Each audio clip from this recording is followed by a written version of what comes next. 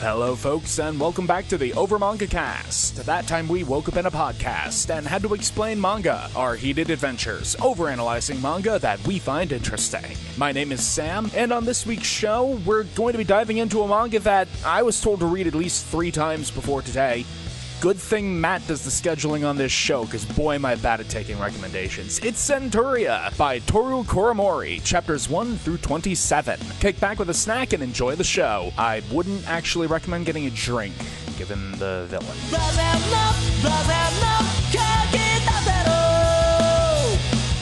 Hello everyone, and welcome back to the Over Manga Cast. My name is Sam, and as always here at the top of the show, we talk about our familiarity with the property that we read this week. This one, I believe it had been suggested to us, and also it had been specifically pointed out to me as, Sam, you'll probably like this. And then I didn't read it until we had it on the show, but yeah, I liked it. The prediction was accurate. Matt, how about you? Yeah, I read this when the first chapter came out and followed it for about a few chapters.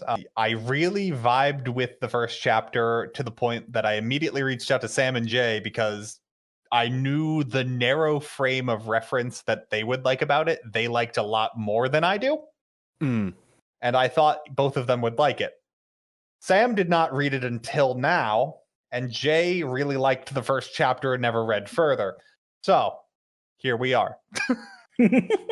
I would just say that's a pretty accurate synopsis. I loved the little taste that I had, and I actually did read beyond the first chapter. So, yeah. And Jacob. Because the Discord servers were all in, I was privy to the conversation of Matt being like, hey, Sam, this is perfect for you.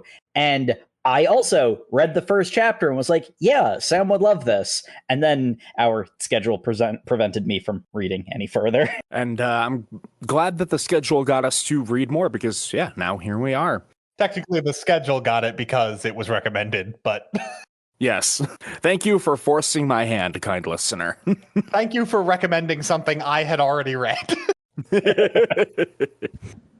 So we open up with our main character in the midst of an act of violence, caving in a man's head with something in a metal shop, in a blacksmith. The narration and the numerous scars on his arm handily inform us that he is a slave who has never once possessed anything valuable. Completely denied of personhood, he flees into the night.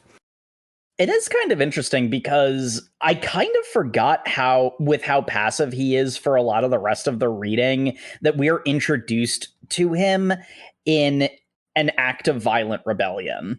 Yeah. It's sort of interesting the degree to which this is not his like normal modus operandi, but like it makes sense because of, you know, what the premise of the story is. It seems like it takes a lot to push him to violence, but this is our introduction to the character. It shows that he is absolutely capable of it. Because I mean, like, not for nothing, with a character like Julian, it would be very easy to, with the rest of the manga, how he's set up, feel like some of his specific acts of violence come out of left field, but no, because when he's pushed far enough, he will act. Mm-hmm.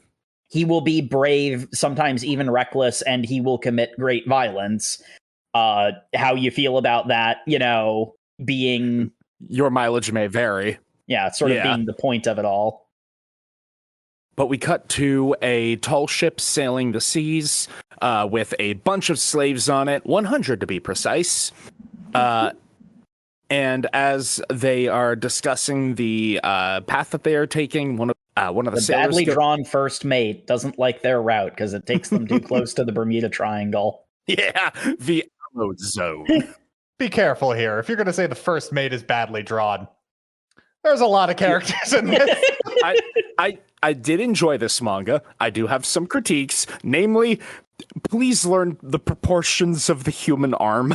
Oh my gosh, yes. I was like, what is this? Are we dwarves? What?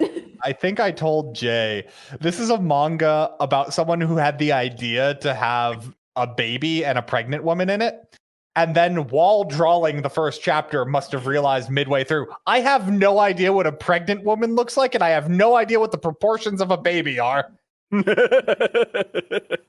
were in too deep. They're in too deep. Just Google it. We'll get to it, but the baby is literally the proportions of an adult man, but a tiny baby. It looks so weird. Bless her heart, Diana tries. She is bebe, but she tries. He's like, we're not going to the Bermuda Triangle, right, boss? So many people have sunk going through there. The sea hungers for sacrifices. There's monsters. Shut up with your superstitions. We're not even going all the way through it. We're just going near it, because that way no one will spot us. Hey, boss, we found a stowaway. And sure enough, it is our protagonist, Julian. One questions why a runaway slave decided to stow away on a slaving vessel, but presumably the crew wasn't making it obvious what their cargo was. Well, and also, given how we had been introduced to Julian, I don't really think he had much choice in the matter. Yeah, probably not. He probably just jumped on the first boat he saw and then realized the painful irony of it too late. Beef kill the stowaway because they only have enough food for the crew and the 100 slaves they've already got. The captured people step forward saying, you can't kill him, he's just a kid. You guys know you're not human. You're property, right? Why are you acting like you have a say in this? No, it's fine. I'll give my rations to him. Okay, if you want to starve, have at it. Said the pregnant woman, too. Said the pregnant woman. And then an old man goes like, no, that's stupid. You're not splitting your rations. That doesn't make any sense. Somebody else can do that. Thank goodness for old man. He is the most rational person here. And he manages to keep Julian alive long enough for the plot to happen, so he's the real hero of the story. I thought it was going to... So the tragedy is obvious. The heavily pregnant woman willing to sacrifice her rations for a stowaway. She's obviously, like, death flag draped for her heroism. There's foreshadowing, and then there's a neon sign to... This character is going to die. I thought the tragedy was going to take a slightly different route because it highlights one of the slaves being like, good-natured fools, as he's like coughing into his hand. And I thought that like, oh, this guy's sick. He's going to spread some disease in these tight quarters and have everybody waste away. Death comes a bit more suddenly than that. Yeah, in all honesty, one of the things that kind of struck me about this manga is it's very optimistic despite its trappings, almost to the point of feeling a little popcorny. That's not a complaint. I actually kind of like it for that. But if you go in expecting a dark fantasy, you're going to be disappointed. It is tonally very interesting. You know what? Let's get to the end of chapter 1, and that'll be a lot easier to explain my thoughts on the weirdness of the tone. But yeah, I also do want to point out, pregnant woman looks like she's a normal-ass human woman carrying a beach ball underneath her dress. Under her dress, yeah. Yeah, I'm going to admit the first time at first glance, I honestly thought that there was going to be like some kind of big reveal that she was indeed smuggling something, but then... I mean, yes, that's what I thought was that like all of her, I was expecting Berserk. So I was expecting all of her niceness to be like, I was just using you. And here is my husband who's not really dead. He's been hiding underneath my dress. Yeah. I would have accepted that. Yes. These slaves, we really only get interactions with two of them, Mira, the pregnant woman, and Old Man, whose name we get later. There's also a guy who's a dick but's got a heart of gold that Mira explains. Yeah, that's the coffin guy. We get like lines from a bunch of them that give them enough character. They are very selfless people, and Mira's explanation of why makes some sense. It's just like, we have had all our personhood stripped away by being taken into slavery. Doing something kind for somebody else lets us maintain our pride. That's a big part of the thing for me about like this being a very, very optimistic series. And I mean, like, this is actually true. Like, areas that have very little tend to have people like more generous and you know, charitably give more often. This is actually like an observed thing. But oh boy, even the coughing mean guy ends up being a heroic fellow too. Like, it's very optimistic. Mm-hmm. Which, hey, I'm not gonna sweat it. I enjoy that, but this pretends it's a dark fantasy because it's got like really accurate depictions of chattel slavery. It's got lots of murder. Its violence is very visceral. Yeah, very gory. But yeah, ultimately the people are still people unless they're villains. We'll get to it. Oh God, that guy. Well, I mean, even the captain kind of falls into this category, but if they're actual characters, the people are people fundamentally. That's sort of that's sort of the whole point of the like on the ship sequence of the community coming together. And the back and forth we get is essentially them saying that they've bonded together and respect each other's humanity because no one else is. Because you also, as we're like looking over, you realize this group of 100 slaves is a pregnant woman, a bunch of sick people, invalids, old people, people who are missing arms. Like, these aren't, this is not a workforce. So maybe some flags should be going up. Why do they want these people at the new continent? Yeah, it's pretty disconcerting, especially when we start getting some depictions of the supernatural aspect of this world. Well, that's what I kind of like about this first chapter is the supernatural hits you all at once. Like, it just slaps you out of nowhere. It gives that fridge logic to it where it's like, oh, that's why this was monetarily worth it to you at first. There is a whole bunch of backstory that comes up later that I feel bad skimming over, but it's essentially just the pregnant woman really bonds with our main character because we find out she had already lost a son about his age, who was defending her during the raid when she got kidnapped and taken as a slave. And her husband died, and the only thing she has left of him is a knife, and he, our main character, repairs the knife because he used to be a blacksmith. Yeah, which is why he's got all those scars on his arm. He was very regularly and arbitrarily punished with branding. But they bond because she's trying to... I do like that they don't shy away, that it's kind of selfish how she's using him as a replacement for her son. And like going like, it's so sad that you never had a mother, because he goes like, my mother sold me and just walked away, didn't regret it at all. I've never known human kindness. And she's like, that's awful. I'm glad you're so accepting of it right now. Yeah, it's quite remarkable that you're willing to open up and kind of trust like this. I mean, you're kind of in a position where you don't have much choice, but still, good to know that we can share some genuine human connection. Such a humanity-affirming sequence. I feel a welling of hope and optimism. And hey, what's that storm over there? Surely nothing will go wrong. The captain calls all hands on deck in the middle of the night, and they're like, why are you doing this? It's like, because we hit a storm. We're also in the middle of nowhere where no ships sail because they're afraid of ghosts or something. Okay, start killing the slaves. What? Yeah, we were going to skirt the Bermuda Triangle, but we kind of ended up smack dab in the middle of it for some reason. Kind of a whoopsie on my part. We need to dump a lot of weight if we're going to get out of here alive. And good thing I took out an insurance policy. Start stabbing. Yeah, that was insane. Like, the insurance policy really kind of drove home to me how the dehumanizing aspect of it. I think it was... This guy just went out into the middle of the ocean to commit insurance fraud. Yeah. He really did. Which is amazing, because that means he's got to trust his crew not to say anything, which seems very unlikely. Like, they got to be getting a hell of a cut. But yeah, they are literally just one by one killing the slaves because they're like, we can say we lost you at sea, I get my money for the ship, blah, blah, blah. They decide to be the cruelest they can about it. And like, I don't know, it wavers right on the line of being a little too much, but like, there's a certain thesis statement in this is like, there's a natural compassion to humanity, but like, there's also like a sense of order that the second you abandon that, you're willing to do whatever you want because nothing is keeping you in check. Yeah, that's... Yeah. I'd agree with that assessment. This shows the highest highs of humanity. Because, I mean, like, just for example, whilst all this, frankly, needless violence is going on, the coughing jerk ass guy, he doesn't do much, but he sacrifices himself for main character Julian. Yeah.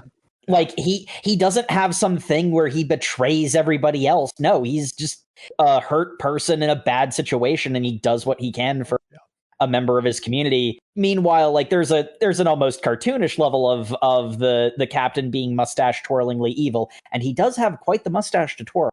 Got a hell of a stash. Speaking of cartoonishly funny is when they cut to I'm impressed. Every single one of the slaves died protecting the pregnant woman and child. It's just like almost like they were waiting in line to be stabbed. Like, yeah, again, I like this overall, but like, wow, so that's kind of crazy. They're being purposely cruel about it, so I could see how this situation happens. Yeah. It's also a matter of the manga is very, very blunt. Again, it has this like aesthetic of grimdark, but really ultimately this is a very popcorny type thing. It's basically speed running a lot of these ideas because that gets you to the good part, as it were. Yeah, the good part being they start dumping all the bodies into the ocean right as Julian and Mira are about to be stabbed. The waves roll in a particularly dark stretch of water. The storm stops, the sky goes night black, and every single slaver is frozen in place as tentacles and the rain and the storm, everything freezes except for Mira and Julian. So just to convey my initial reading of this, I had seen it advertised, and at this point I'm like, this is okay. Like, I had already projected what I thought the ending of this chapter was going to be. He's going to get revenge he's going to like get kicked off the boat and live or something, and it's going to be like a revenge thing. And then I turned the page after the rain froze, and I'm like, oh, is like the storm gonna knock him off and he's gonna get away? And then tentacles rise up from the black, and a creature forms from the tentacles and say, your deal has been struck. You seek my blessing. 1, you must sacrifice a large number of souls. 2, you must sacrifice a pure love. Do you seek my power, child? And I'm like, oh. Well, you have my attention now. Yeah. This suddenly got significantly more like it was a very blunt and sort of questionable look at the nature of humanity. Oh, wait, now I'm locked in. Okay. All right, we're here. High thing that convinced me Sam would like this. Yep. And the Cthulhu monster looks at Julian and Mira, says, either of you could fulfill the condition of sacrificing a true love. One shall die, and one will be blessed. Who will it be? And I was kind of with Matt at this point. I was expecting Mira to, like, go at Julian with the knife, like, have a heel turn. Not for nothing. Julian thinks that's going to happen, too.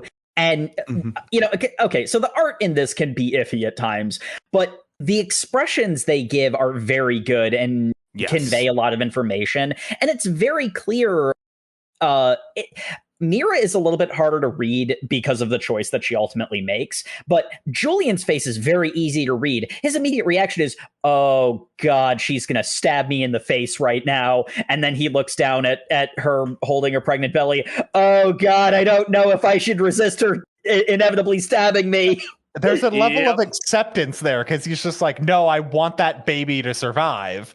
And like, Julian very rightfully goes, this isn't a fair trade. She can't die because she's 2 people. Like, that's not. Yeah. It's fair that I die. And I love Mira because she's a very good person, but she's also got that like selfishness in her. Like, I can't see another son die. Like, this isn't really her sacrificing herself. This is, I'm not letting this happen again. So she takes out the dagger that Julian had repaired and does a auto C-section. I love how this happens over like a page turn of she plunges it into her stomach and carves out her baby. I can only assume, because the sea itself has manifested into a being of tentacles that has frozen time, that dark magic is allowing this to happen because it's interesting. Yeah. Which, fair. I mean... Yeah, I mean, like, this is more like a statement more so than anything else. I mean, quite frankly, the fact that she's able to get up and walk around and do stuff, considering the condition that she'd have to be in, like, I mean, not for nothing, her entrails are hanging out of her in another, in a later panel. Like, this is some magic shenanigans going on. But this, to me, like, this moment where, like, all of those emotions from Julian, and he makes the choice to sacrifice himself despite everything. And then the fact that Mira honestly never even really considered it. And like, yeah, there's that selfish aspect to it, but like, God, that is so optimistic. Like, you know, that is so starry-eyed. And a mother will do anything for her child. For both selfish and selfless reasons, she has adopted Julian. So he counts too in a mother will do anything for her child. Here's a freaking Cthulhu monster, right? Like, you expect this to be some kind of Faustian bargain, and I'm sure there, you know, I mean, we only read one arc. I'm sure more will come of this, but there are some implications of things that happen. But like, the immediate consequences of this proceed to be, okay, now it's like a borderline shonen because the protagonist has god powers. I think there is a level of the entity of the sea. Basically, once Mira jumps off into the ocean and kills herself as sacrifice, goes, I am satisfied, now state your wish. And basically offers him anything he wishes for. And all Julian wishes for is for everyone's life who like died protecting him to be worth something. And I think there's a level of like innocence and purity in that didn't allow the sea to Faustian bargain it up. And it was just like, yeah, fuck it, that's simple. I'll do that. You now have 100 people inside you. Go on and do your shonen action hero bullshit. You now have the strength, speed, resiliency, and collected lives of 100 people. Yeah, there's a level of wish fulfillment to it that's very surprising, given the fact that almost literally Cthulhu is over here doing it. And like, again, obviously something is going to come of this later, but like, it kind of earns this. Like, there is a level of like, I like optimistic stories. I enjoy reading them more than pessimistic stories. Like, they both have their place. They both have, you know, their advantages and disadvantages. Like this character who's been down and out finally just gets power, gets a W he frankly deserves, and then he just proceeds to brutalize the very deserving of violent crew. It's almost like invincible in the way that it's like, yeah, it's a shonen manga, but it doesn't like pretend that someone punching you with the force of Goku wouldn't just like erupt your blood from inside you. Like, yeah. As Julian proceeds to utilize his newfound powers, the black of his eye spreading out as like cracks across his face. And he has numerous powers now, including but not limited to super speed, super resiliency, and squid ink cloud. Yeah, he mostly has Charles Atlas superpowers, but he can also squid ink. Well, it's because I think it's cool. Yeah, they mention it in chapter 2. He's like got the blessing of the ocean. So he also can breathe on. He's been given that the ocean will no longer be an enemy to you. You are a friend to it. So like storms will never hinder him. The current will take him wherever he wants to go, and he can breathe underwater because presumably all that was stopping you before was water just didn't want to work with human lungs, but now it knows how to. Yeah. And he fucks up all of the slavers.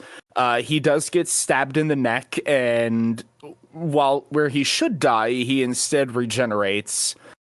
And Cthulhu's like, yeah, should go without saying, he's got 100 wives. He's got the one-ups for this. Yeah, I will say there is a part of me where, like I said, for the most part, I feel like it earns the optimism. I like the optimism. There is one thing that I kind of have a bit of a problem with. He should have 99 lives now. Later on in our reading, it will explicitly state that getting stabbed through the neck does not cost him one of his 100 lives. No, it does. He has 101 lives because he had one initially. Yeah, that's right. Oh, yeah. Well, that's his own life. His life that he lost right now. Yes. But there's also a lot of cases where he takes fatal damage in the next. But That's not When he takes th- fatal damage, is it 1 for like repair job? Is that one life? it isn't, but it implies it at first. That's sort of like my thing. I think they retcon it. Yeah, That one. At one point, he says, "I also have the like healing factor of 100 people, so like things that look fatal aren't actually fatal to me." And I'm like, "Good, that's all you needed to say." Because holy shit, you wanted him to take a lot of damage. Like, yeah, he's got like the resiliency. Like he has 100 people's worth of the ability to tank a hit and heal from a cut. The reason I note it is almost entirely because I don't think it needed the retcon. It's already pretty freaking optimistic and wish fulfillment-y enough. It works. Like, it doesn't ruin it by any means. It's just, I have to note it because, like, wow, you're really laying it on thick now. But the second chapter is a lot of near-death scenes, and I'm just like, wow, you're really regretting giving him 100 lives, aren't you? That was my reaction. I thought he burned through like 10. Yeah, no, because honestly, what I was expecting is that, like, Julian is going to work his way through his lives, and eventually Diana, the newborn baby, is going to become the main character, because there's a brief shot at the end of the first chapter that shows that she has the, like, black crackling lines as well.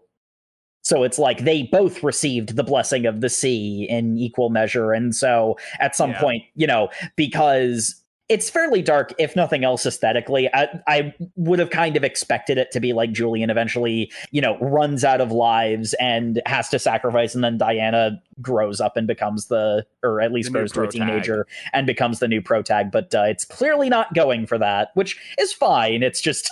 Or if it is, it's putting it off a little longer. Yeah. So anyway, he gets off the ship. It's consumed by not Cthulhu, but definitely Cthulhu. Cthulhu's got a rockin' bod though, so yeah, Cthulhu got some dong hanga kahoogs underneath all them tentacles. But so he winds up at a shipwreck, and we were all saying earlier that, man, the people in this don't look great, but holy shit, do the monsters look amazing.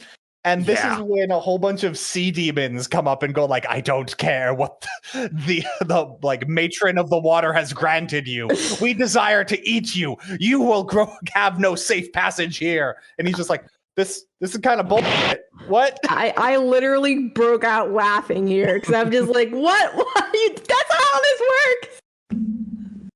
I don't care if I get punished for it. I want to eat you. But we need to demonstrate the main character's power set. Yeah.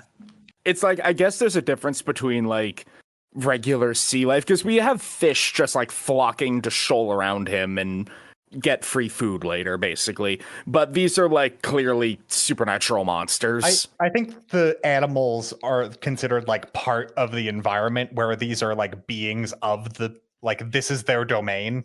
Yeah, and so he leaves Diana on some flotsam, pulls up a splinter to use as a spear, activates his go mode, and jumps in the water to start, like... He's gonna go spearfishing. He's going spearfishing. Yeah, until they clarified or retconned, later how his live system worked, I'm like...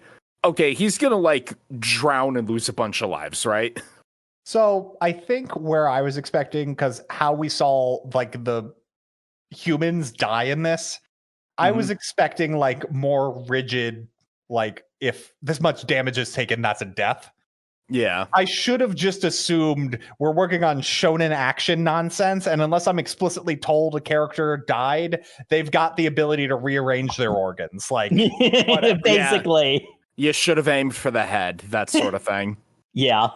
That guy's got some other bullshit, but we'll get there when we get there. We'll get to that character.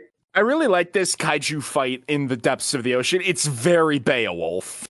Oh, it's such a freaking amazing monster design. Like, holy cow. It's a big creepy eel with huge eyes. He's going like, "Hey kid, having 100 lives, hell of a burden, and you just gotta baby thrust on you? Nah, you're just a slave to fate. Why don't you just sink to the depths and let it all go?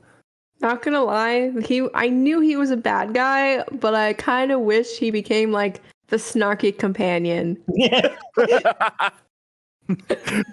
Oh, it could have been like a situation with Envy from FMA, where it's like we beat his kaiju form, and then he gets reduced to a little scrabbly gremlin.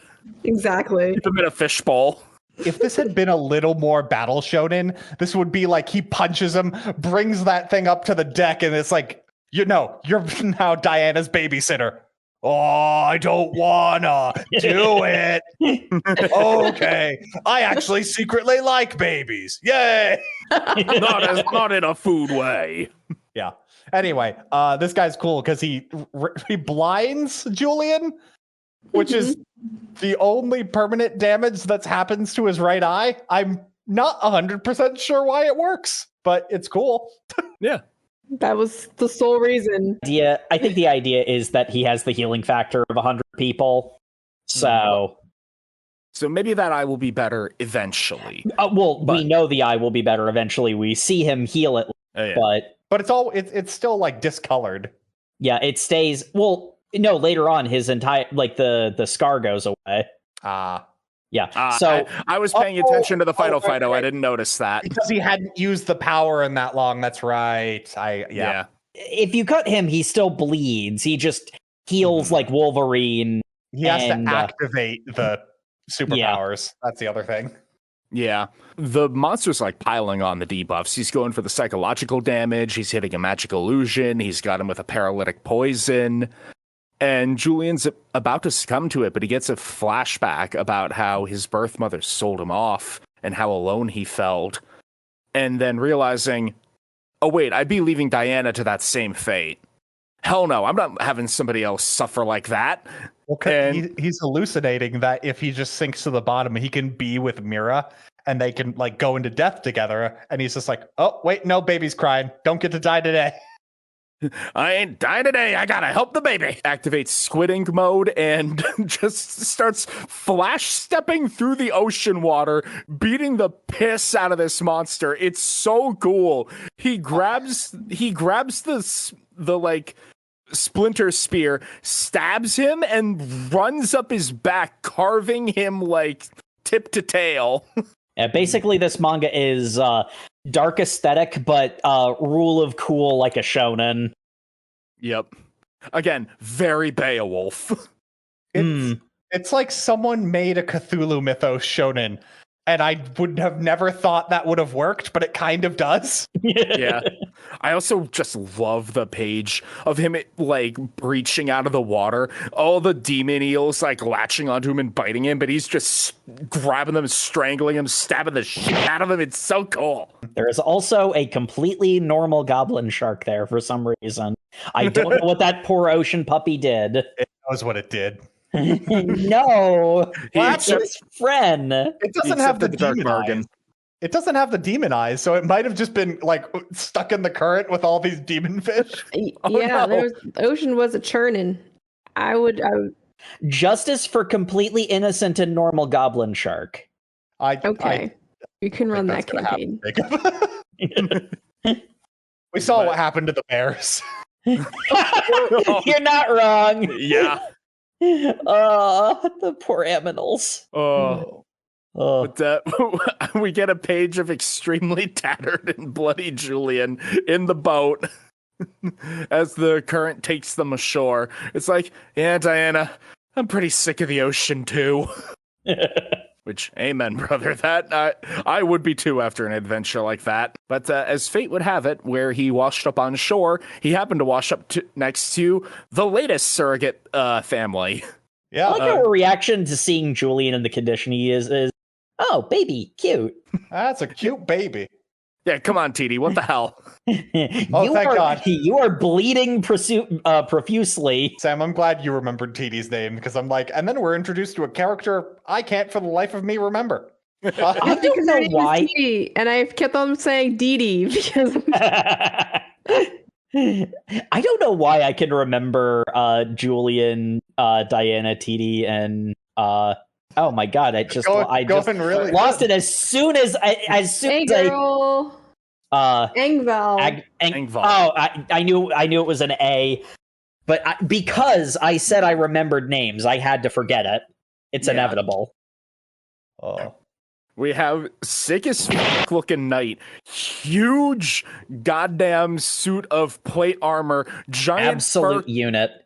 absolute unit, fur cloak, like A specifically Dark Souls mantle. 1 character shows up. Yeah. Who wears their helmet this entire chapter specifically for a reveal at the end, and then never really wears the helmet outside of battle afterwards. Yeah. Yeah, but we need the reveal, though. Engveld is doing surgery in those thick-ass plate metal gauntlets rather than Taking them off, yeah. Oh, yeah. I mean, well, I will say, to be fair, there is a bit of a point to this. Keeping the helmet on is kind of the point where it's like, okay, we're doing this specifically for the reveal. But, and I'm just going to say the quiet part out loud because hopefully, dear listener, you've done the reading. She always does have at least some of the armor on, with a couple of exceptions. Like this chapter. Yeah, that's certainly an exception. But yeah, this was the chapter I got to the other part, and I'm like, Sam would really enjoy this. Hey, Why did it take you so long, Sam? What do you mean? You know what you did. Yeah, you know what you did. All I wanna do is see you turn into a giant woman, a giant woman. But yeah, she does wear the armor regularly, like even when she wouldn't necessarily. It's just normally she takes the helmet off. She can't take the helmet off because the reveal is that giant knight person is actually a woman. But yeah, big power lady, like something out of Red Hood and the Outlaws is a comic, not what I've. Oh, what is that manga? Is it just Red Hood? it's Red Hood, yeah. Okay, yeah. But it's great because, big, scary knight stomps up and Julian's like, well, never had any good experiences with authority figures before. Stand back, kid. This is going to get messy.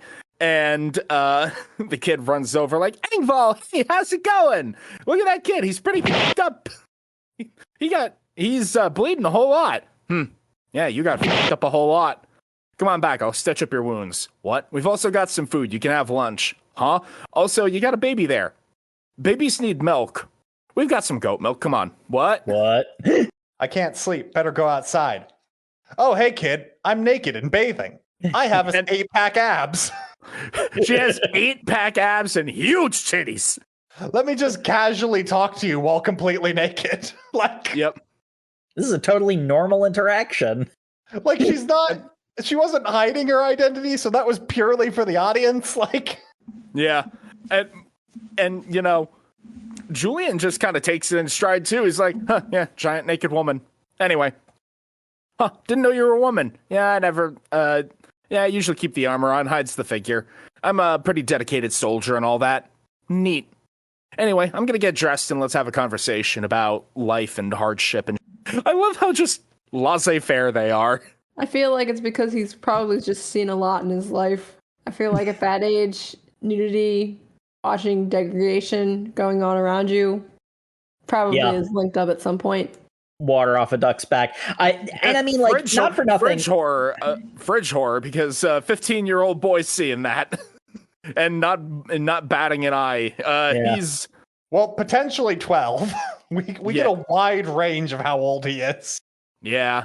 Yeah, but I mean, not for nothing, as much as we're joking about this, and it is very funny, it does actually kind of build into the idea of, like, this group, like, becomes a family immediately, because he doesn't react bashfully to it. He reacts like, I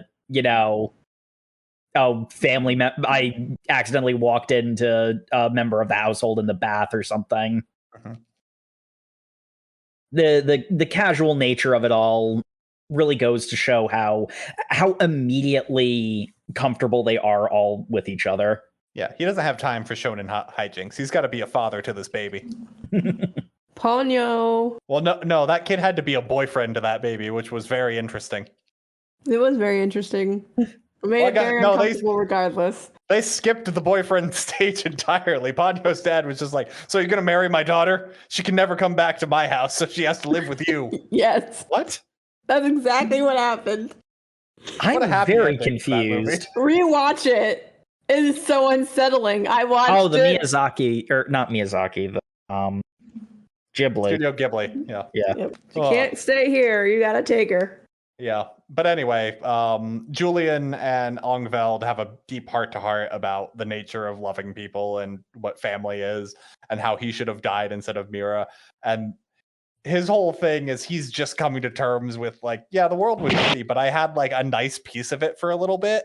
And then you've got Angveld just going, like, no, the world is incredibly good and will hurt you if you let it. But you've got to carve out your own piece of happiness and protect it.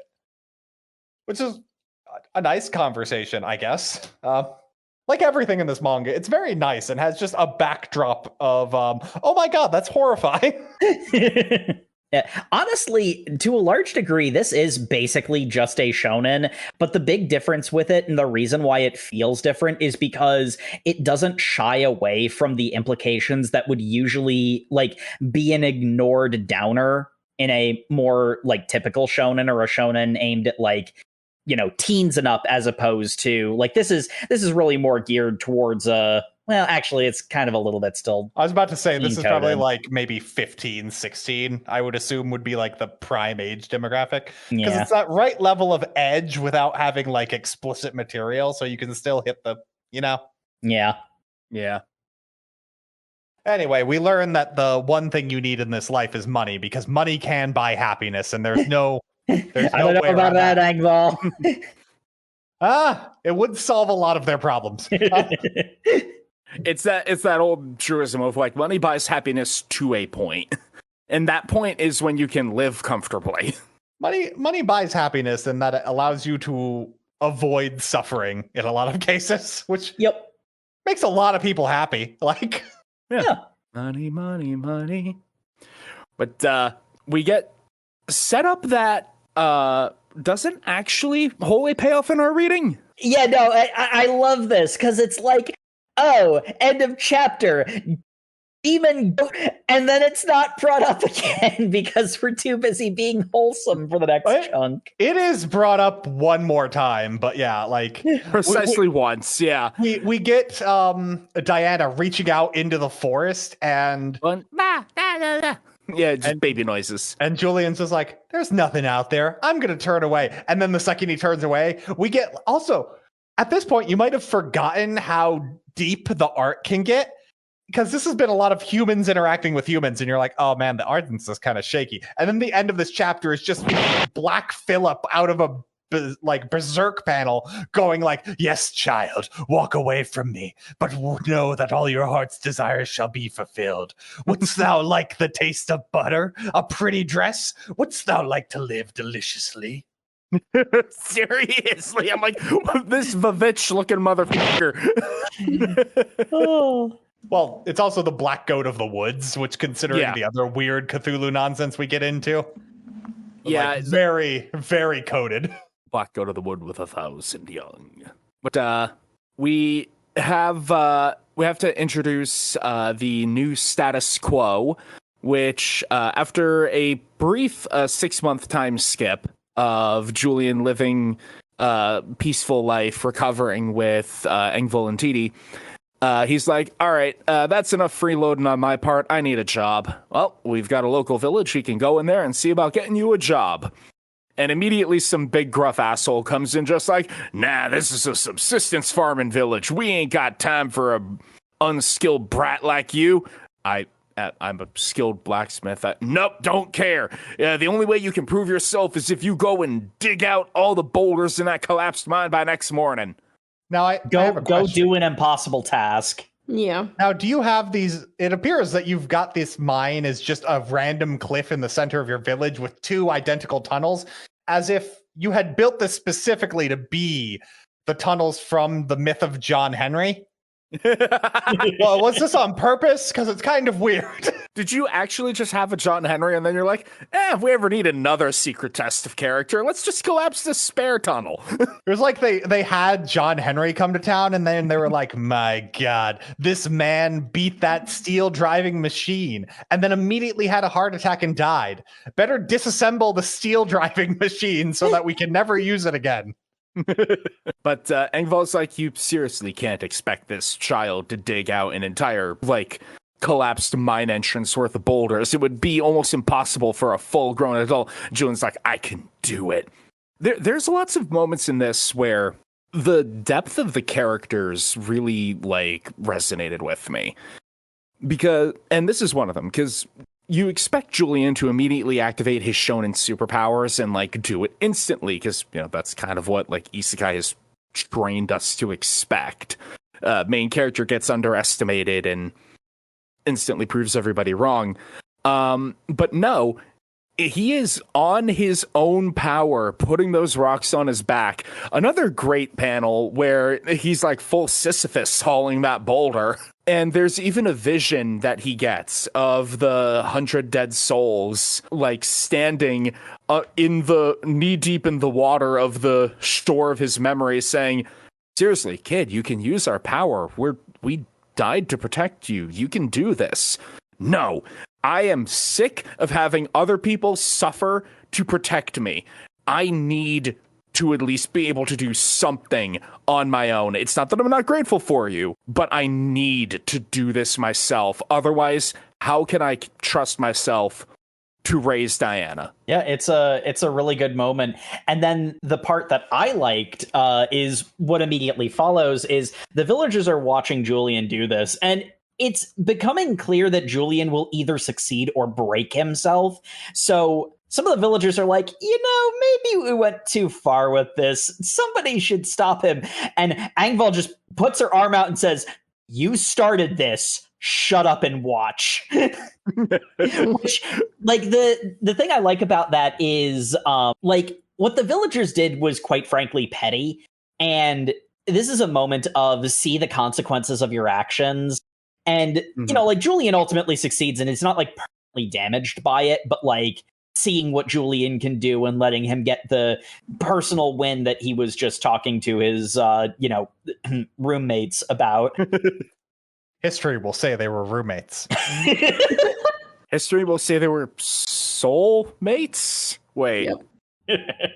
Yeah. Oh, that's weird with Mira being in there, but we're not going to talk about that. Talking about it. The relationship between him and Mira was kind of weird. I'm going to say it right now. You're not wrong. But yeah, no, I like this. This kind of goes into like that wish fulfillment element, because, like, obviously some of the more obvious examples of wish fulfillment is, a bad, a grim, dark fantasy bad thing happens to Julian, and what you want for him is to him suddenly have superpowers and make the bad guys feel the pain now. Like that's very basic, very obvious wish fulfillment, and it's something mishandled in a lot of isekais, for example. But the moment with Engvall and the villagers is also a very wish fulfillment-y moment, because the villagers did a cruel and stupid thing that they didn't need to do, and making them watch Julian suffer through this, not just to prove himself, but also watching what they did by treating him that way, is also a very wish fulfillment-y moment. It's the same kind of thing of, like, somebody, insults you or, like, belittles you, and then they get to see exactly what that caused and feel bad about it. Yeah, wanting to be able to, like, explain to them in detail why, no, you should not have done that and you should feel bad about it. That's what that moment is. And sure enough, gruff asshole who's like, move the boulders or get out of here, goes and says, I was wrong. Sorry about that. You're more than qualified. Here's a big sack of doubloons. We'll be glad to have you. Honestly, him getting paid for the test of character shocked me the most. I expected them to be like, psych, you're a slave again. We tricked you. That's the dark fantasy route of taking things, but this isn't that. It just looks like it. Yeah, because that would be this is yet another thing that pushes him to the darkness inside him to use that creeping power. But this is just like, Nah, they so friendly. They realized they were jerks and they gave him so much money. Yeah. Now, for the first time in 6 months, he's gonna bury the bloody blanket he had of Mira. You know?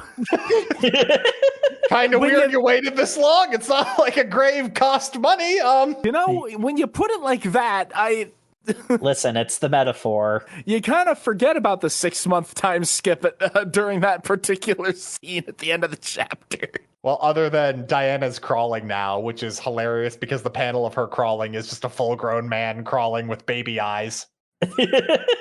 Something, that one side quest from Yakuza. This baby needs a head that's like 50% bigger and arms that are like 25% shorter, and then it'd be fine. But it's too big. Its limbs are too long, head too small. It's too big to be baby, and yet is so teeny. And yet is somehow still baby. And then also, baby sitting in Julian's lap is just a full-grown man sitting in Julian's lap. Oh my god. But it's really tiny. Tiny man. Yeah, it's quite something. Also, Angveld, out of armor, is just twice the size of Julian by like all measures. Proportions down. In every proportion, she is big. Well, she's supposed to be big. So that's She's like almost 8'4". She's like it's almost- 75, 45, 76. Like, yeah. still got that figure. Like, that's not going away. She's just bigger. Yep. Freaking massive.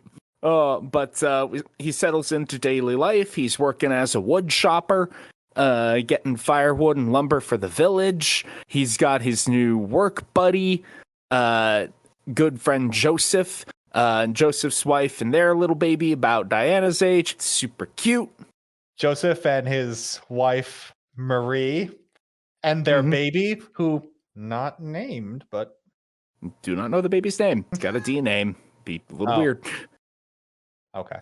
I was saying the baby was Jesus. You know? Yep. Just a little montage of daily life being cute. It's very happy. Surely this happiness will last forever. Hey, Julian, remember, never go too deep in the woods. It's haunted in there. There's monsters. These woods, this forest, it covers most of the continent. That's why we stick to the outskirts, because if you go too deep, that's when the demons get you. That sounds entirely rational. How do you know about this? My old man told me. Oh, I bet he's long dead, right? Nah, he's just senile. No, he just flip-flops between being a shonen protagonist mentor and a Cthulhu cultist. The most competent senile old man you've ever met. Pops is quite something. We love Pops. Pops is great. But Angval's like, wow, I'm actually investigating the weird Cthulhu in the woods. Can I talk to your Pops? Oh, yeah, I'll set up an interview. Angval, what do you mean you're investigating the weird Cthulhu in the woods? Well, you see. Let me give you my backstory that will put all of the death flags up. So as I was reading this, I got to the backstory of the fact that this country is ruled by an immortal king out of Bloodborne. And I'm like, this is another reason why Sam would like this. Yes, the Supreme Lord who has ruled for over 100 years. He's the most evil-looking guy every panel that he's in. But he's also the nicest human being every time he interacts with someone. It's weird. No, I love that framing. He is the benevolent autocrat in his actions, except he's always framed as the most evil guy. And then you get little hints of his backstory where it's like, oh, I get it. He was a bloody-minded conqueror, and then in his later years, he's like, maybe I was too much of an asshole. Abolition. But, like, the thing is, it would be so easy to frame him either as, you know, like, aspirational for Julian or the BBEG. Mm-hmm. Almost anything you do is going to put him in one of those camps. So what the manga does, so that you don't know what he is until the manga wants you to know what he is just present him as both. Because he could legitimately go either way. He's Schrodinger's BBEG right now. Also, I will say, the moment Angval was like, I am forever indebted to the king. I will serve him no matter what. Okay, Julian's going to be the prophecy. I was wrong that I expected it to be Julian and not who it actually is, but my immediate thought was, well, Julian's going to be the Cthulhu monster in the prophecy. Yep. Angval is going to have to choose between the king and Julian and Diana. For you see, the king's most valued confidant and aide is a prophetess, a woman who, with her mystical powers, can foresee the future, and she has foreseen the death of the king in a fiery cataclysm that will engulf the entire kingdom, bringing demise upon the land. That is a bad Tuesday. It's an extremely bad Tuesday. So you're the only one who's out on this quest? Oh, no, I've just got this one region. We've got tons of knights. Everybody's looking. I just happen to be the only person in the region where it's said to have arrived from, so... I'm sure it's fine. I'm sure it's fine. Why did you get put out here again? Well, that's... we'll explain that later to make my backstory more tragic. And my inevitable death even more heartbreaking. Angvald has an entire arc of death flags going up to the point that I had been like, maybe she's just not gonna die at this point. Like, holy shit. They're layering it on so thick. Surely they have to subvert it.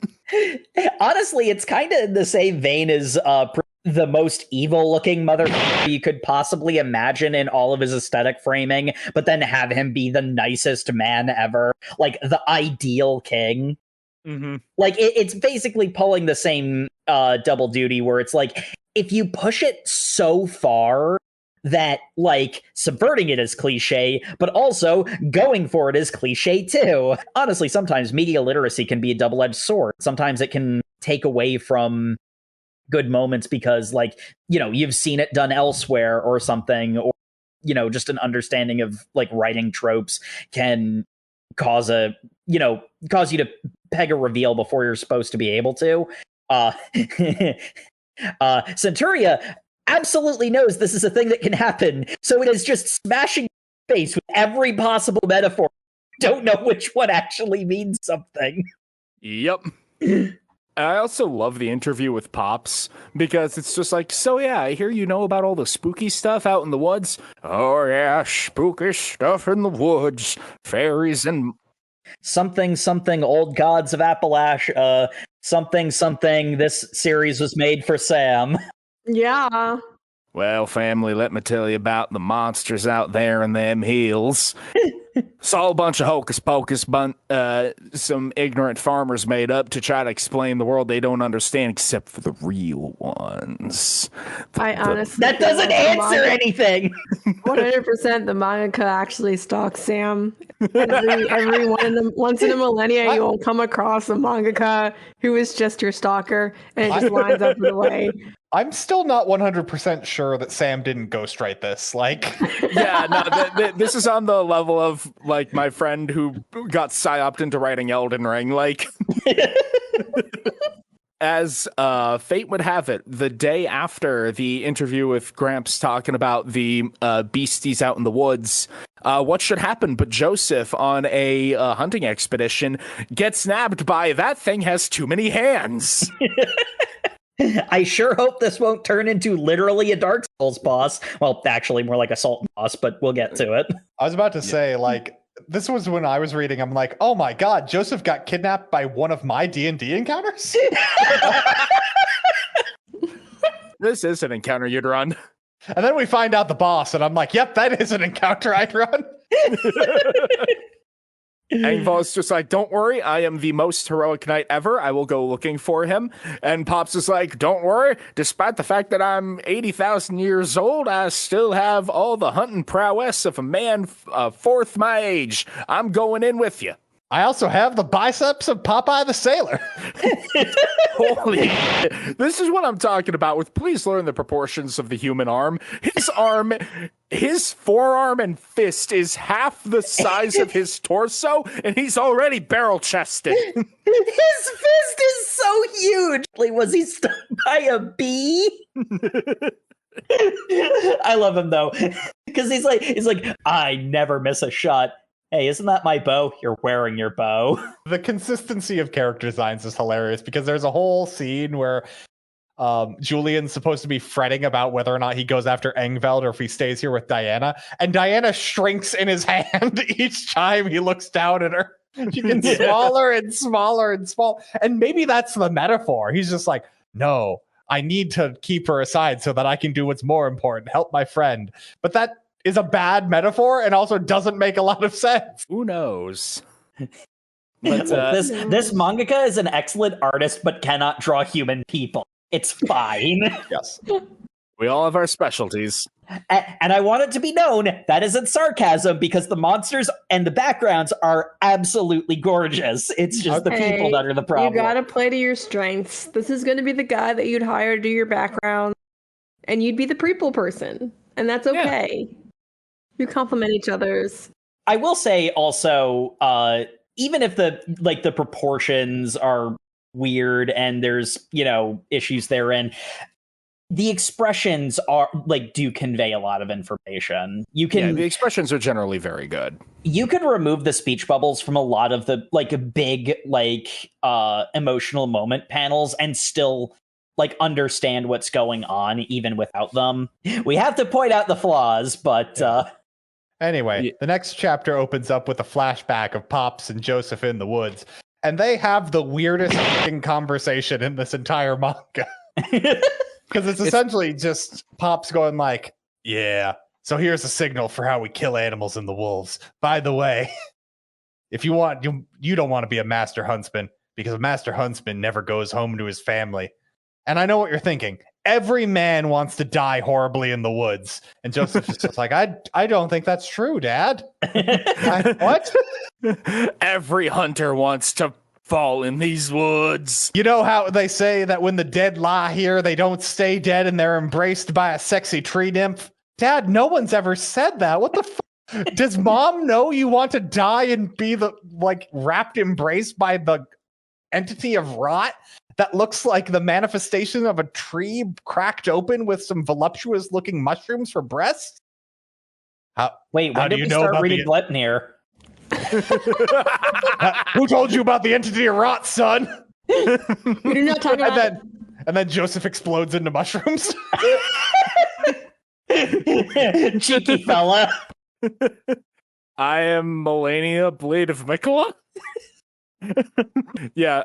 Pops and Engvol are making their way through the woods, and I honestly love this. Pops is just being super spry, running through the forest, and Engvol's huffing and puffing, trying to keep up in her heavy armor. Now, here's the foreshadowing swamps. They're bottomless, so don't go falling in with your big heavy armor. Big heavy things that fall in here never see the daylight again. I'm sure this won't come up later. Oh shit, a bear! There's a forest puppy. It's so cute. Oh shit, that bear transforms into a prairie dog when it stands on its hind legs. It's still cute. I want to poop the snoot. Okay, they're really good at drawing animals, just not human people. Yes, and Pops. He rolls an intimidation check. He points an arrow at the bear and says, I ain't got time for you. The bear's like, shit, I guess you don't, and turns around and leaves. It's a very polite forest puppy. Yeah, bear's like, I ain't want no smoke, I'm leaving. I feel like this is the forest puppy from last week. That was a close one. I forgot to bring the bell that scares bears away. What? Actual forest safety thing. There are bells that you can wear when you're walking in the forest that make a sound that bears don't like being around. Well, it's not a natural sound, and bears don't. Yeah. Most animals don't like being around people. So, yeah, don't worry. This forest has things that want to be around people. Oh, yeah. Yeah, it really does. As they approach the hanging tree. The tree whose limbs look more like flesh than anything else. It is literally the tree of men from Salt Sanctuary. I'm actually shocked they didn't smell it from a lot further away. They said the air is stagnant, so I guess the wind isn't blowing. I'm just saying, if it's stagnant, that's even worse. The tree of flesh with branches from which hanged men hang like fruits. Yeah, it's pretty freaking gross. The page where it's introduced looks like it could be the cover of an H.P. Lovecraft short story. Like It really could. A lot of these like splash pages could either be like airbrushed on a van or used as like a short story cover or an album cover for a couple of different genres. Actually, we get Pops recognizing a few of the men as like, wait, those are my friends who died in the woods. I thought they died in the woods because they were super happy. Oh, there's my son. I'll just ask him. It's a trap. And then we turn the page and I'm like, my God, this is beautiful. Because from the tree erupts a snake, but it is not a snake. It is a centipede. But the legs are human arms that are crawling out. And the head... with like wolf claw ends. Yes. And then the head, if you can call it that, is a vast amalgamations of... I think it's supposed to be bears, but they could easily be wolves. And it doesn't really matter because it's all eyeless, like, maws. Mm-hmm. I read wolves, but... wolves, I think, is what it's supposed to be, but... I turned the page, saw that thing, and actively went, holy shit! Yet another reason why this manga is literally... Yep. Yeah, I mean, the forest puppy back there did turn into a prairie dog briefly, so maybe it's both bears and wolves. And like most demon creatures in this, it can talk. It's like, you fell right into our trap, but you are not our intended prey. You are not the child blessed of the sea, and we don't need more bait, so we'll just kill the rest of you. Oh, you recognize these corpses dangling from my many heads like a necklace? Oh, it was so funny listening to them scream and wail for their families. Oh, please, let me see my wife. I must go home to my child. No, it was so funny. I will have you join them. Yeah, there's a... It actually makes sense for this character to be this. This is a demon. It's a demon. And there's the implication that though these are like hanged skeletons, they are still alive. Yep. Or at least their souls are tied to the trapped, body. Yeah. Like see, that's why if you do a jumping damage if you hit those. I hope you're using an ultra great sword. This is a Souls boss, as demonstrated by it swinging its big hands. Engvall getting herself between the unarmored people in the attack, and then getting blasted through like 5 trees and doing her and vomiting blood out of the slits of her helmet. Like, it looks like she was a can of juice that got squeezed its content. I did not expect Engvall to be alive after any of the shit that happens to her in this woods. Yeah. This is why you can never trust PC summons. Meanwhile, we cut to Julian, who decided he's running in to save them. A bear decides to just get in his way and gets knocked out. He punches the bear in the face. Forest puppy did nothing wrong. It's so funny. The bear, I like to think it's the same bear that got G-checked by Pops earlier. So 100%. So it's just like, aha, a lone human child. Now my pride can be avenged. Oh, Jesus. Yeah, the bear is attacking him actively is what's going on, but... Forest puppy just wants a hug. Well, you can give him a hug, Jacob. You were free to do this. If not friend, then why friend-shaped?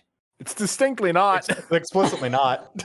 But Pops pulls off the trick shot of a lifetime by throwing a bag of medicinal powder over the creature's head and landing an arrow shot on it, covering the monster's notably eyeless heads with this stinky powder to befuddle its senses. But now we need to...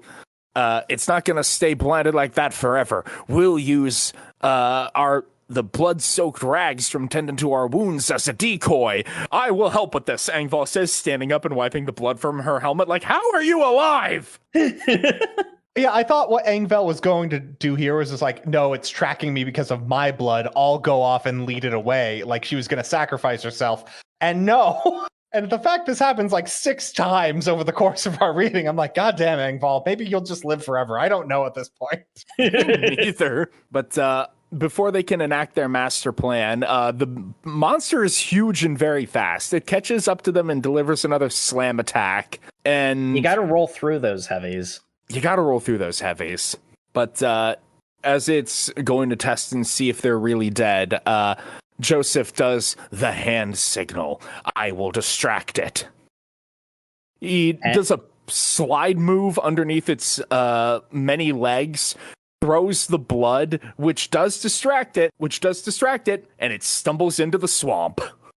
Yeah, it goes jumping for the cloth, and because it senses the world through smell, which is obscured, and hearing, it can't see that it is going directly for one of the bottomless pits. However, it's not done yet, because it grabs onto a branch to try to pull out, because Grandpa also needs to be badass at the end of the chapter and shoots the arm off of the creature.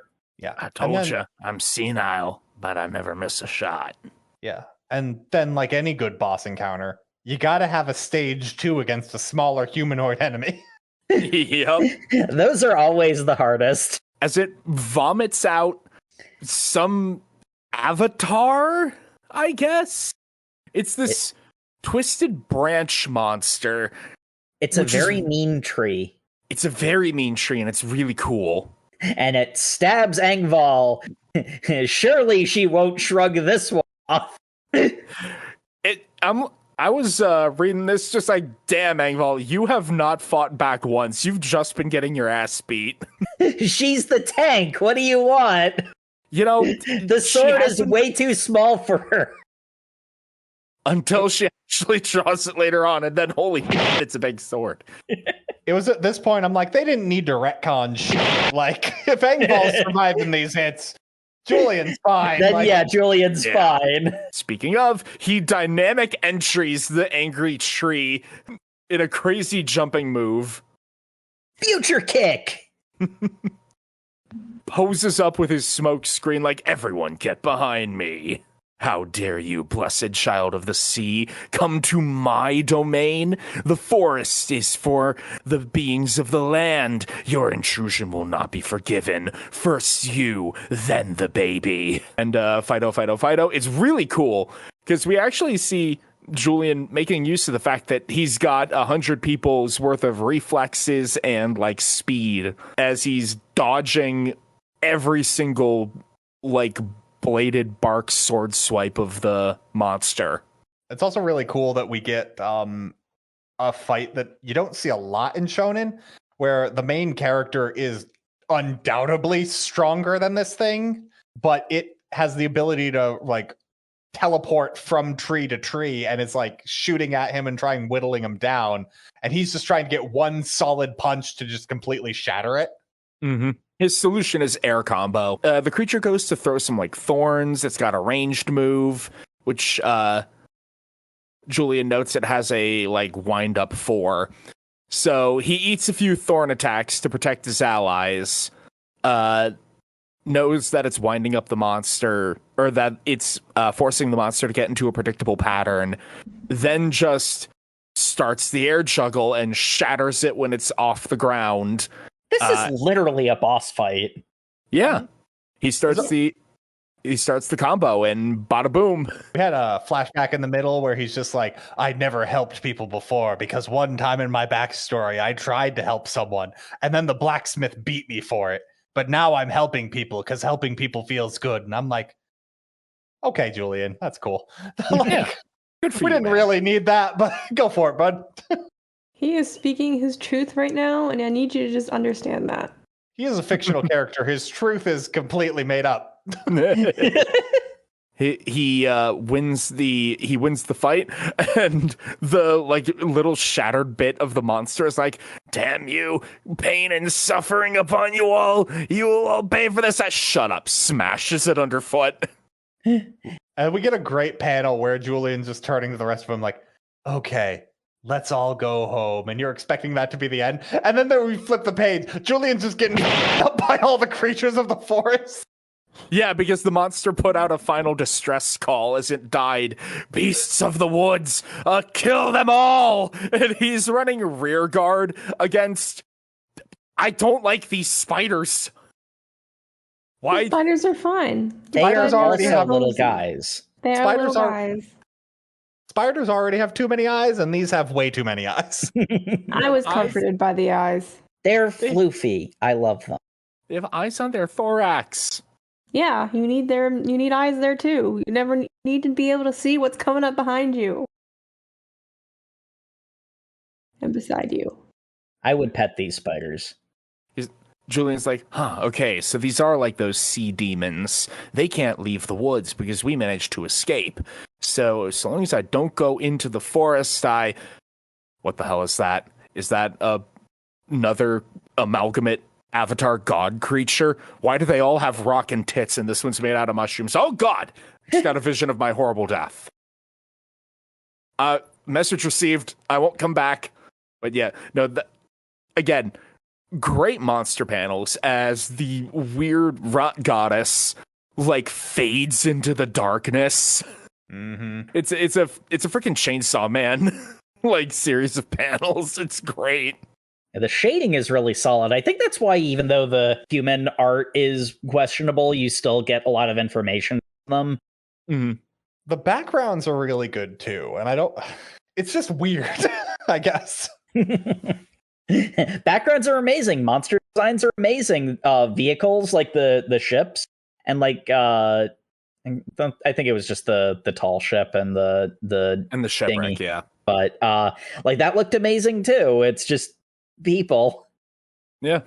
It does make them contrast very strongly with the rest of the, but that starts getting a little bit into monochrome days of it's like you're intentionally making a mistake for contrast. That's not necessarily the right choice. But yeah, Engvall is recovering from her wounds. We get some of the backstory from Titi, where she's like, I was the sole survivor of my burned out village, and Engvall took me under her wing, and she's been my adoptive mother / big sister ever since.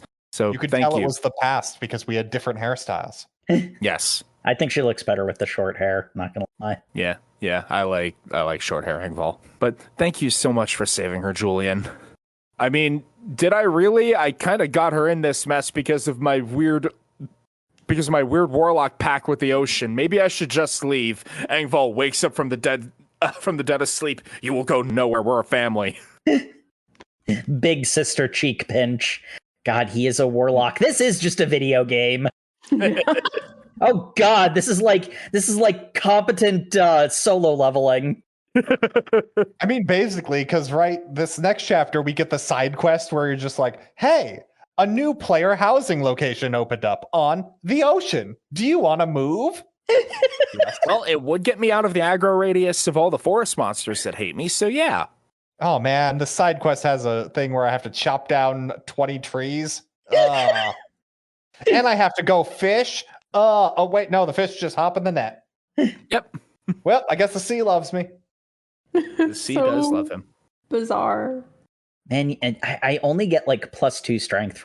Whatever. The house. We get more of the incredible shrinking baby Diana. This baby is a different size and everything she shows up in. I want to say it almost gives an idea of like the pacing you were drawing the section. Just I don't know. There was no reference point of how big Diana was supposed to be. Someone had to say something. There's never a reference point for how big Engveld is supposed to be other than bigger than everyone else. Yep. She big lady. Very big lady. We also find out that the king is in the process of abolishing slavery. In all the larger settlements. We'll get around to the small ones later. I'm just saying, that's kind of insane. Just like drop that heavy lore on us. By the way, he's so benevolent, he's actually outlawing slavery. Crazy. The king's an abolitionist. He's been king for hundreds of years. He could have done it before. No, I like this because, again, this is one of those ones where it's like, okay, if you look at it realistically, peeling away an institution like slavery should be done if it like exists in your like state. It should be gotten rid of as quickly as possible. But like it is an institution, which means you do have like there is a process to getting rid of it. Alternatively, this is a shonen, and shonens will by their nature skip over things that like get in the way of what the story is trying to do. Like this is similar to the situation of the king is so benevolent whilst he has his demon spiral eye and is conspicuously in shadows despite the light, meaning that he shouldn't be entirely in shadows except for his spooky side. And his weird skull-masked bodyguards. Yeah, so I don't know. I feel like he's totally trustworthy. He might be. Well, we don't know. He legitimately might be. And like this goes into that too, because it's like, is he, like there's the element of he's abolished slavery in all the large settlements. Well, what about the small settlements? I don't know if that's actually an important question to ask. The manga is deliberately making it hard to figure out whether or not that's important, because that would kind of answer the question of whether or not the king's evil. He might be a aspirational ally for Julian to rise up to, and he may eventually take the king's place as the immortal god king of benevolence, or he might be the BBEG. Legitimately, he could be either. I love being kept on my toes. Brilliant. Indeed. I just really like how side questy this is, because after they get the fish, they're walking back to town and they run into, hey, I'm the friendly NPC that helps you build the interface with the player housing mechanics. Awesome. So I just need to bring you 200 logs, right? Yep. But a kid like you can't do that. It'd take 10 men. Skip cutscene. Oh, well, you got all the logs. Good work, kid. Skip cutscene. Oh, Diana's a year old now. I guess we have to have a birthday party. Hey, I'm just saying, she's a year old and just now learned how to walk. She's got some delayed development. One's very early to learn to walk, I thought.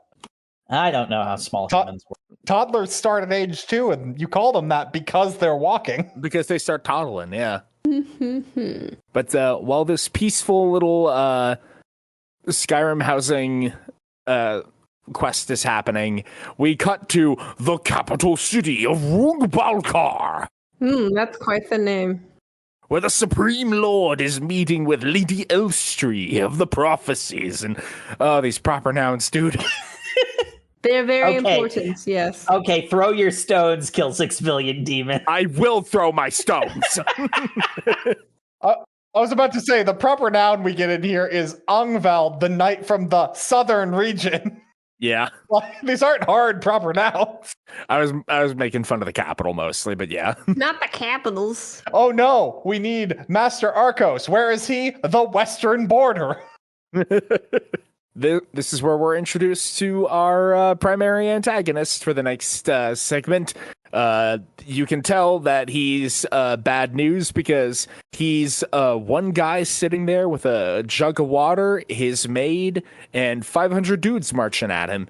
And he's like, I'm so bored. It's so tough being powerful and a blood psychopath. Also, I can manipulate water or something, and my eyes have not the same thing as Julian, but like a weird kind of ink splotch kind of deal. Yes, a similar power. But this is about halfway through our reading, and dealing with Arcos and his bullshit takes up the rest of it, so I think this is a good place to take a quick break. Go get yourself some water. Oh, wait, no, hold on. No, gonna want to drink it quick.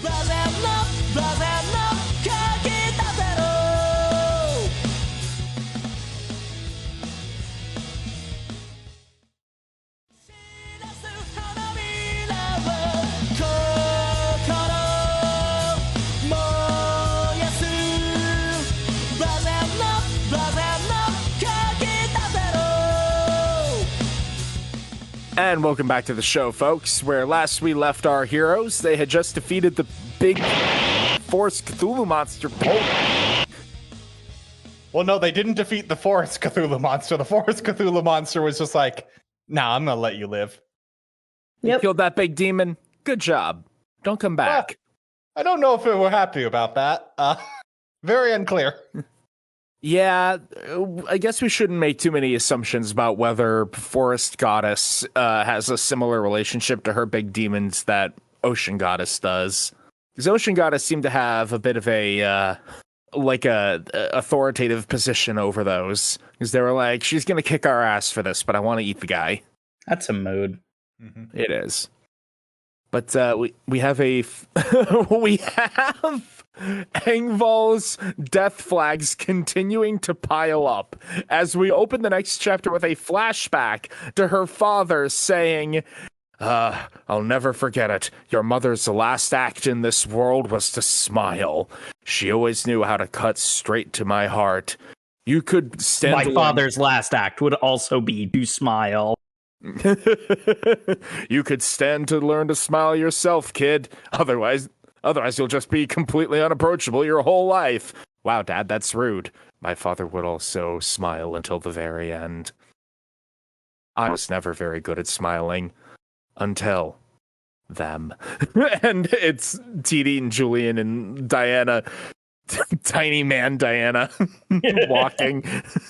I can't tell if Julian gets bigger or if Diana gets smaller.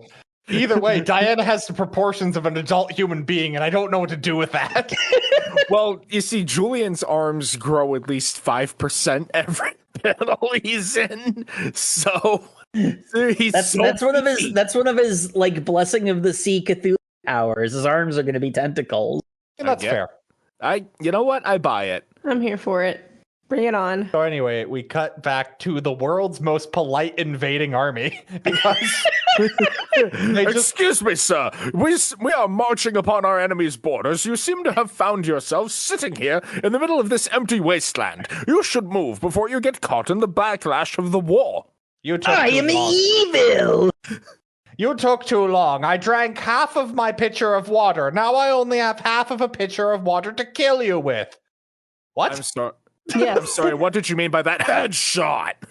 I love how there is just a panel of like completely face concealed helmet, but just you can tell completely bewildered. What? Yeah, and like this water bullet is, I guess, shot with such velocity it vaporizes a circle of this man. So I guess we can just start off here. This is Arcos. He got mentioned earlier. He has the power to manipulate water. He does some bullshit with it that I'm not really happy with. But, you know, I gotta go with what the manga tells me.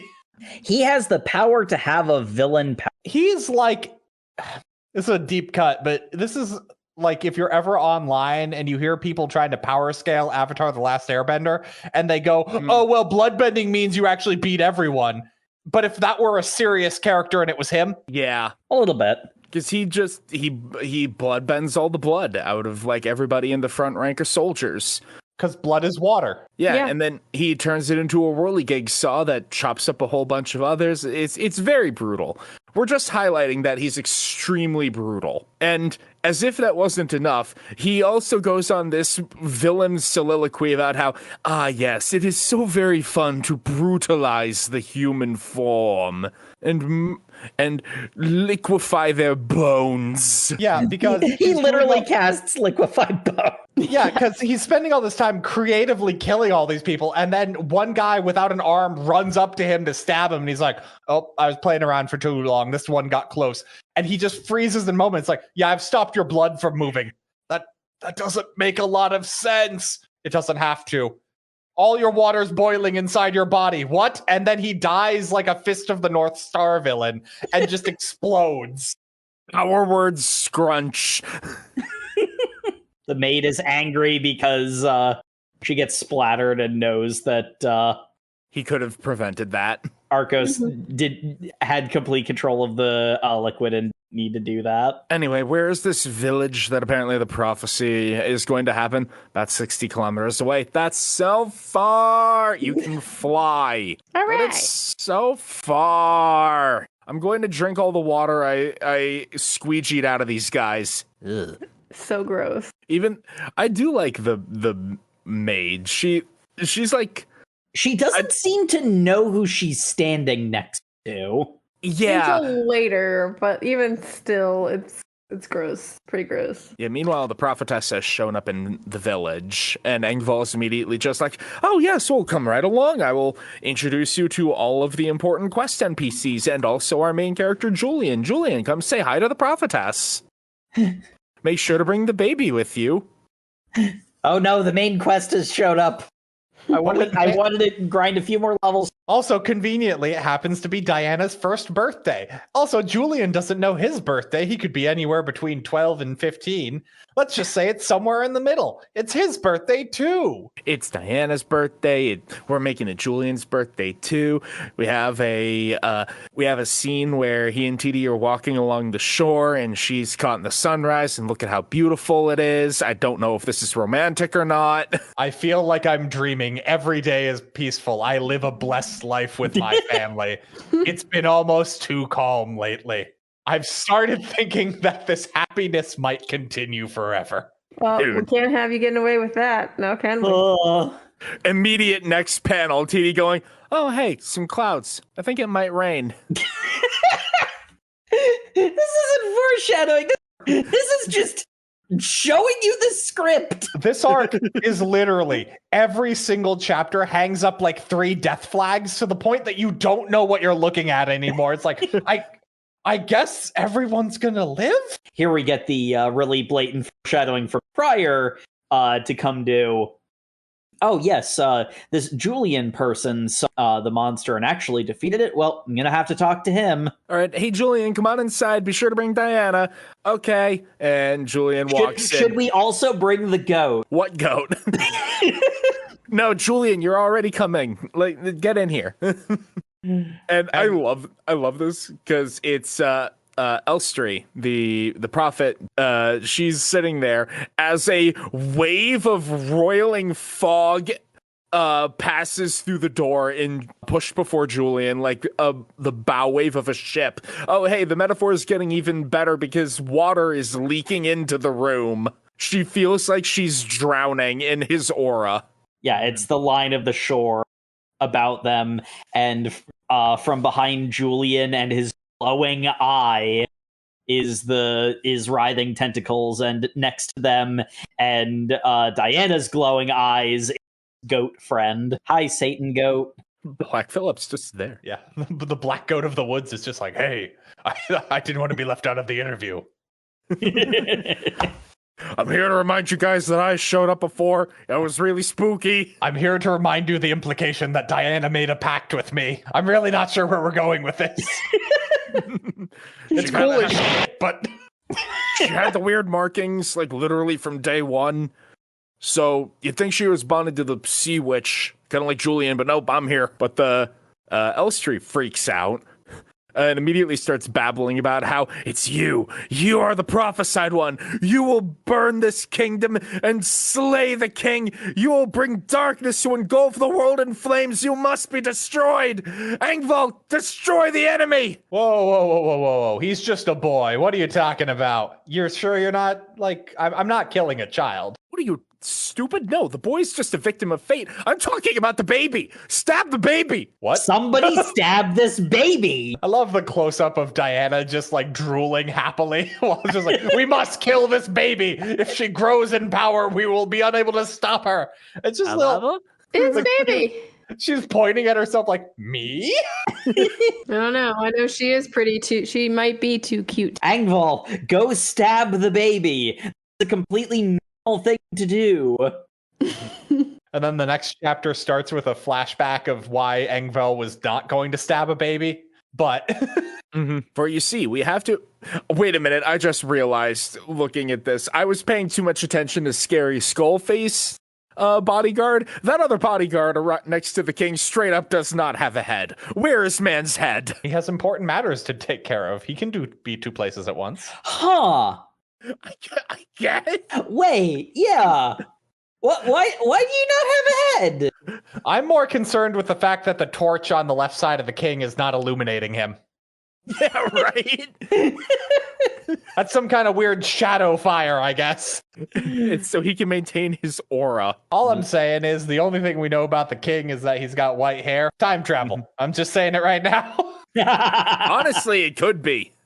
Oh, this is some Slay the Princess. But we get the flashback of Engvall after the Western War with little TD there going up, and Elstree being like, for your heroics in the Western War, you will be elevated to be part of the King's Guard. And Engvald just goes, actually, I've got like a shitload of PTSD and this kid.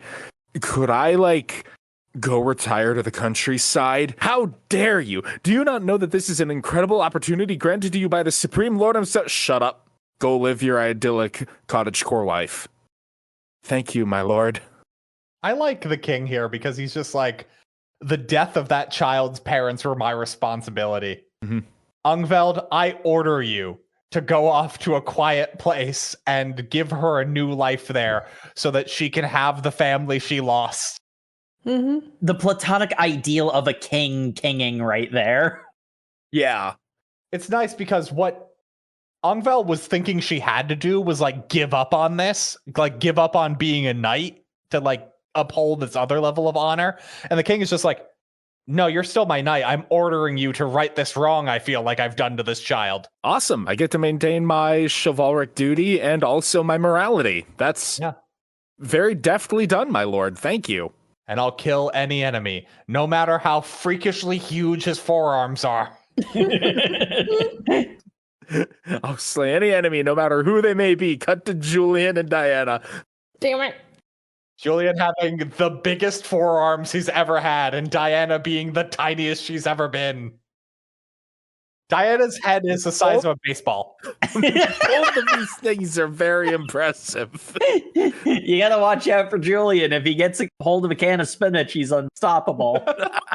But Elstrie's like, you don't understand. I'm here as the king's representative. His voice is my voice. His will is my will. And my will is you're going to stab that baby. Oh, wow. I'm having a crisis of faith. If only I could have some kind of concrete proof, but I know you're a Cirrus and that is not something you would ever allow. Oh, you just want to see the future? I can do that, no problem. What? Oh, God! And then we get some end of Evangelion, naked woman flying through and being the night sky as the entire kingdom is burned to ash from 5 people standing in a row, and they all look like mini bosses. One of them is riding on an 8-legged horse that is wrapped in cloth. He's got a weird antler crown like he's the Nazgul. We have the hunter from Bloodborne. And we see a black-haired woman wearing a cool cape atop a mound of bodies, wielding a small knife that looks similar to the knife Mira had. Yeah. When it zooms into this woman and it looks like, honestly, okay, I just noticed this in looking at the page now. Kudos to the artist. Future Diana does actually look a lot without being identical to without her. just being Mira, which is a problem we constantly get in our readings where I'm just like, okay, I get this person's supposed to look like this person, but you've just given her the same design. Yeah, that's actually really solid character design work with the knife TM wielding her father's knife. That cut her out of her own mother's belly. It's freaking nuts. Also in her pose, she's weirdly pointing it at her womb, which I guess is more symbolism, but Yeah. It may or may not be symbolism because this manga will throw all of the symbolism at your speed so that you can't figure out what's real and what's not. Think fast, chuckle nuts. Oh. Anyway, Ongvel puts on her helmet and says, Julian, hand over Diana. And we get the weirdest expression from Julian of just utter betrayal. Yeah. While activating his power subconsciously, guess I'm activating. He's like, I really don't want to do this, but I need to get out of here. So instead of going through you, I'm going through this wall. Boom. Oh, yeah. He Kool-Aid Man's out into the crowd of villagers and soldiers, yeah. Elstrie's just like, do not let that boy get away. The baby has to die. Somebody stab this baby. Why don't you do it? Meanwhile, we cut to Titi, who unfortunately is preparing a large, lavish birthday dinner. Yeah, it looked great. My mouth was watering. I'm like, geez, it's gonna suck. She made both a turkey and a lobster. Yeah. Babies can't eat either of those things. No. Well, maybe the lobster. Maybe. As long as it's not honey. We did learn that. we learned that. This is a 1-year-old baby, so she should be fine. Maybe, possibly.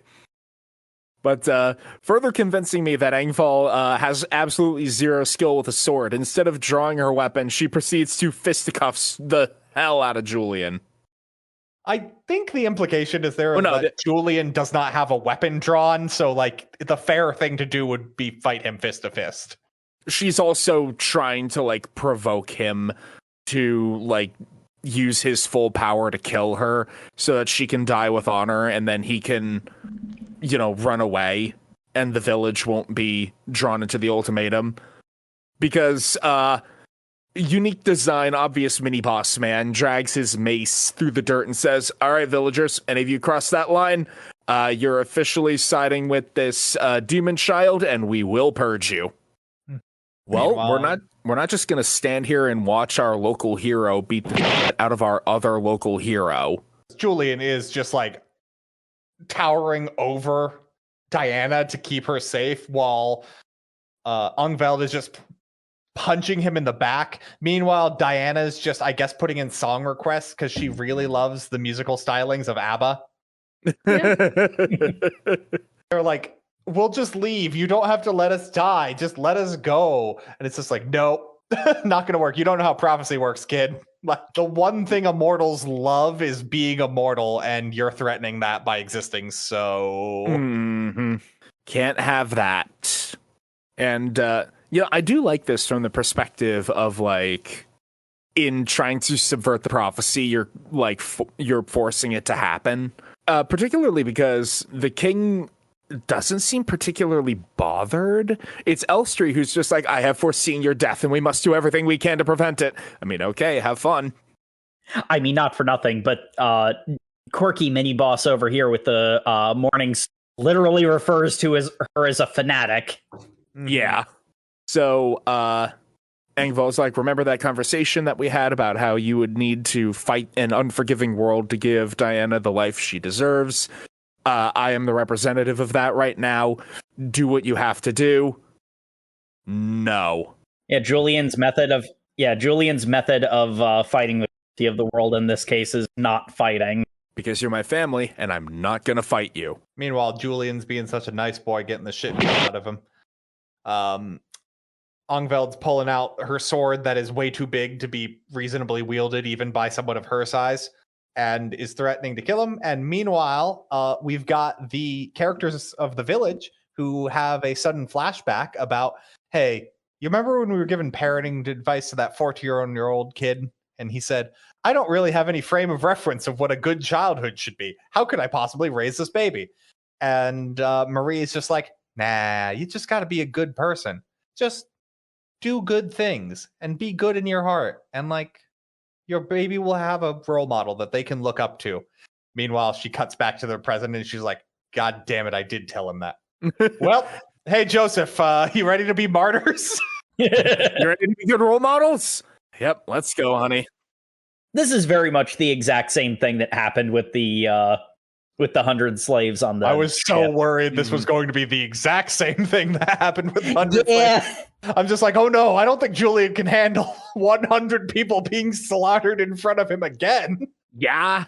And I mean, like, to a large degree, like, it does feel like that might be where it's going, and it doesn't do that. It's got all the grimdark trappings. It's like, oh, he fixed that. But no, because he has power this time, he's able to prevent at least the worst outcome. Because the soldiers are ordered to go and purge the entire village, particularly the baby. I freaking love Joseph yeets his dad onto the roof, who starts like sniping bitch. Yeah, Pops was 100% ready. Like, oh, we're rebelling against the government? Haha, I've been waiting for this my entire life. Let's go! Engvall turns her sword against the soldiers. We learn that all the swords in this universe are made out of glass. If you strike them sufficiently hard, they will shatter. No, they're made out of spaghetti noodles. They shatter into several pieces. Yeah, Engvall, she uses the blunt of her blade and knocks down like 20 men and shatters the weapons of like 5 of them. Yeah, her sword is better than all the other swords, and we're never told why, but it just is. She's also like 9'11" in this panel. She's huge. Well, you see, when she gets angry, she can no longer control how big she is. Real Iragamagori hours. Oh, anyway, they TD and Julian and Diana make this chance to make a break for it. They run off into the woods. Presumably, all of the soldiers follow them because holy shit, do they have an insane amount of people following them every time we cut to Julian and the baby. But I guess they just had a lot of soldiers. I guess. Yeah. We then get the one-on-one between Ongveld and Mini Boss Guy. Yes, Ironclad Guillaume. Starts off like it should matter, and then doesn't really. It's just highlighting more about how Engvall is extremely physically powerful and durable. Except we already knew that, and Ongveld even says, hey, by the way, I've been hit by worse than you. Nothing you do is going to matter. I'm like, that's not how damage works, but you know what? I believe in you, girl. Honestly, I think the intended takeaway here is that the soldiers aren't bad people, because with Prophet Lady over there basically being like, haha, I am the arch villain now. The problem is Prophet Lady isn't even really evil, because I genuinely believe she sees what's like the future is. Yeah. Well, like the thing with her is that she's a fanatic and like causes her to make bad decisions. I mean, she's a fanatic because she can actually see the future. Like it's Yeah, so it's kind of like you're justifying someone who's already been baptized with something.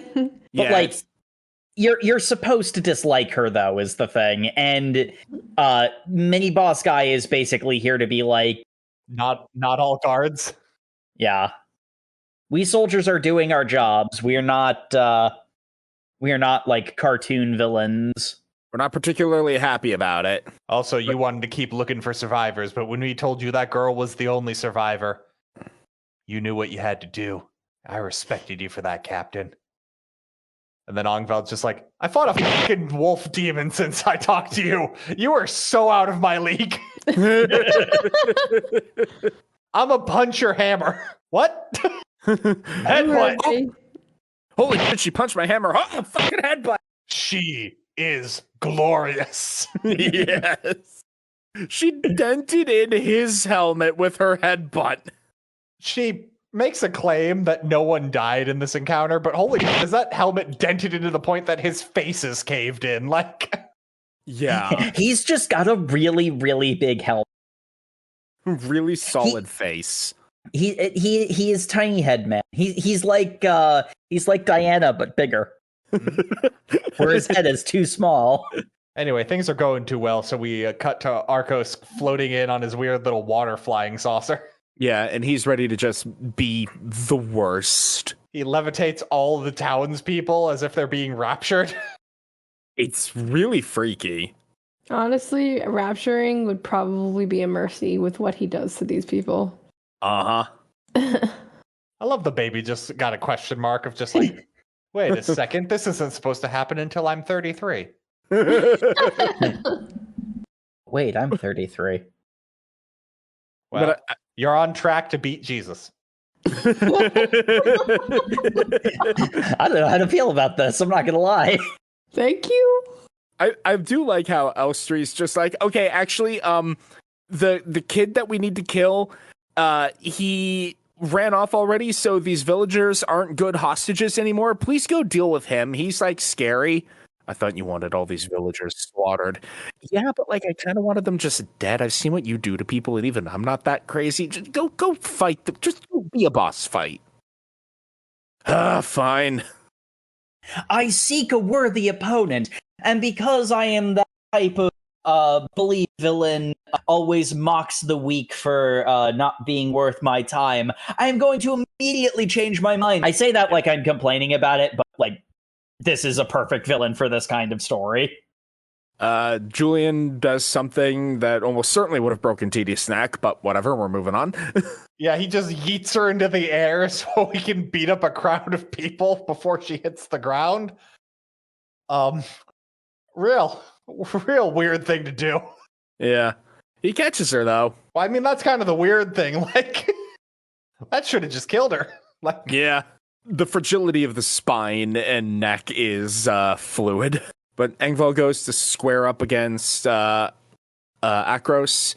And we learn here that he is Arcos, and we learn here that he is the prince of the kingdom. He's the son of the Supreme Lord, and allegedly, that's how he got his incredible power. Interesting. Yeah. So I guess the weird demon packs can be inherited? I guess. Does that make him technically a tiefling of some sort? It makes him a nepotism hire.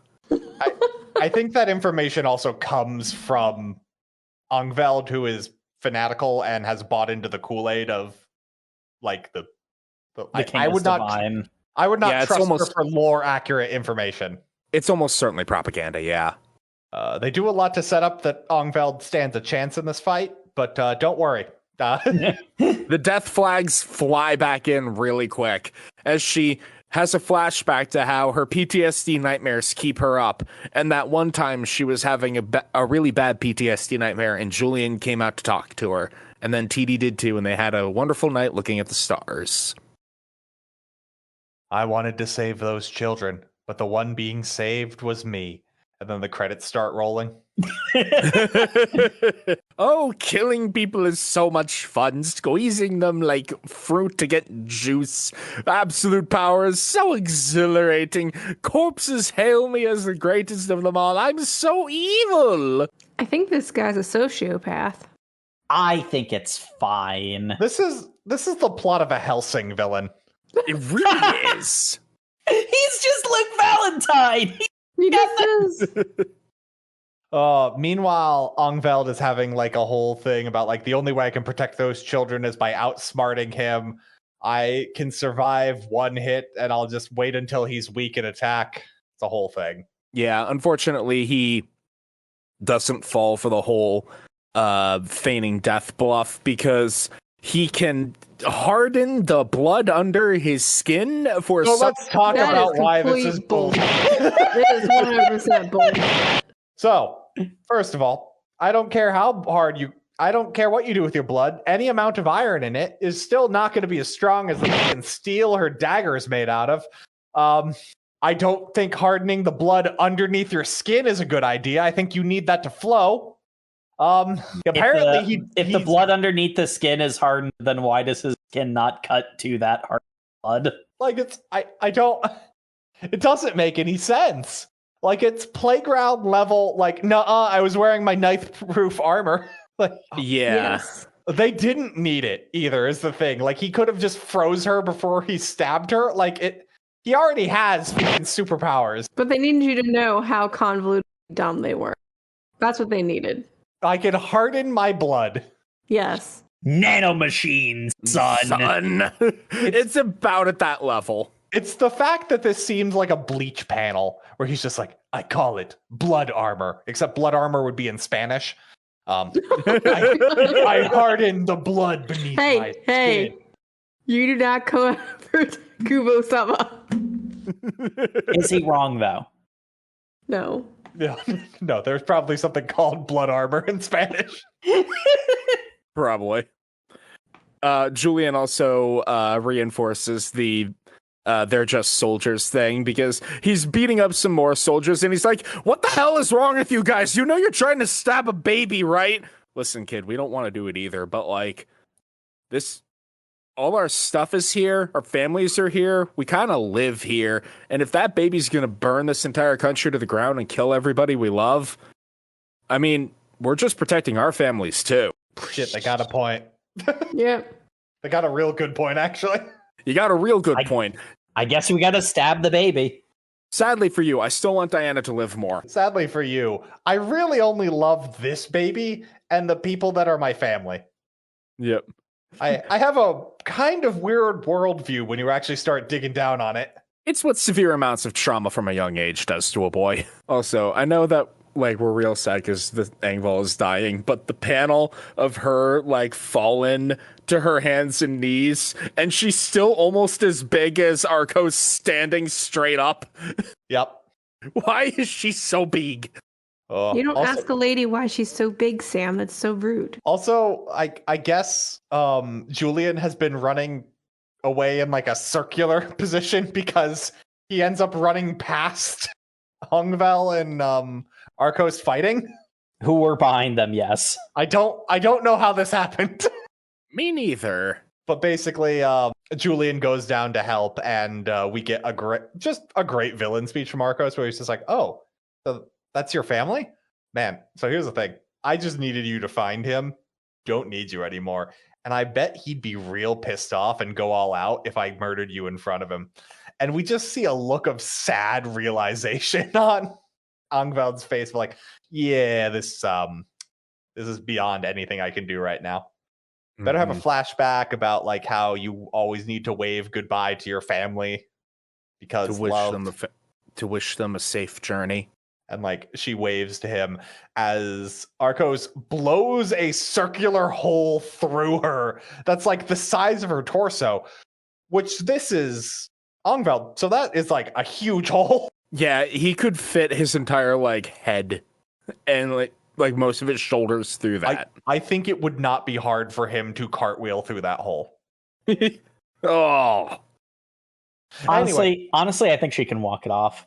Yeah. Dear listener, I want you to remember that hole because it will come up later. Ew. Oh my. You know what they say. Wait a minute. It's always coming up later. Yeah, and unfortunately that is enough to unlock Julian's demon power because he inks all over the place. And Gross. It is pretty gross. Oh, guys, you made me ink. And tremendous fight begins. Julian's able to punch through the water shields that he's been using, but he's still got his stupid fucking blood subdermal armor.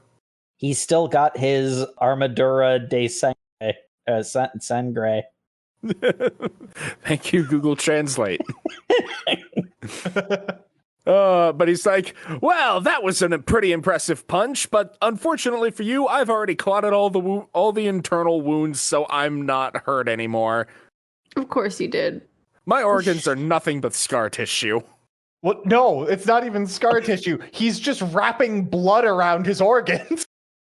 It doesn't make any sense. This is why really it's 100% does. bullshit. Fine.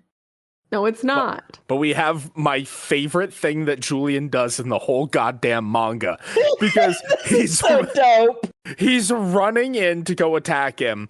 And Arcos chops his arm off with a water blade. And then Julian reaches over with his other arm, grabs the wrist of his severed arm, and slaps Arcos across the face with his severed arm. He hits him so hard he ping-pongs off trees. He is shattering these giant redwood-sized trees, like one after another. And I'm like, man, Julian, the forest didn't like you before. What do you think you're doing now?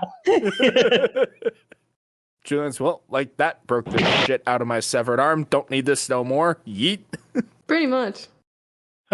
Yes, isn't it so much fun to use your true power? Holy shit, what was that?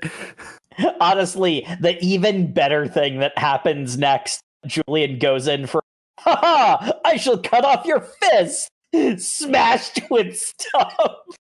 Punches him in the eye with his stump. Yeah, Julian looking like something out of a horror movie, never stopping as like blood is spurting out of his stumps. It's freaking crazy.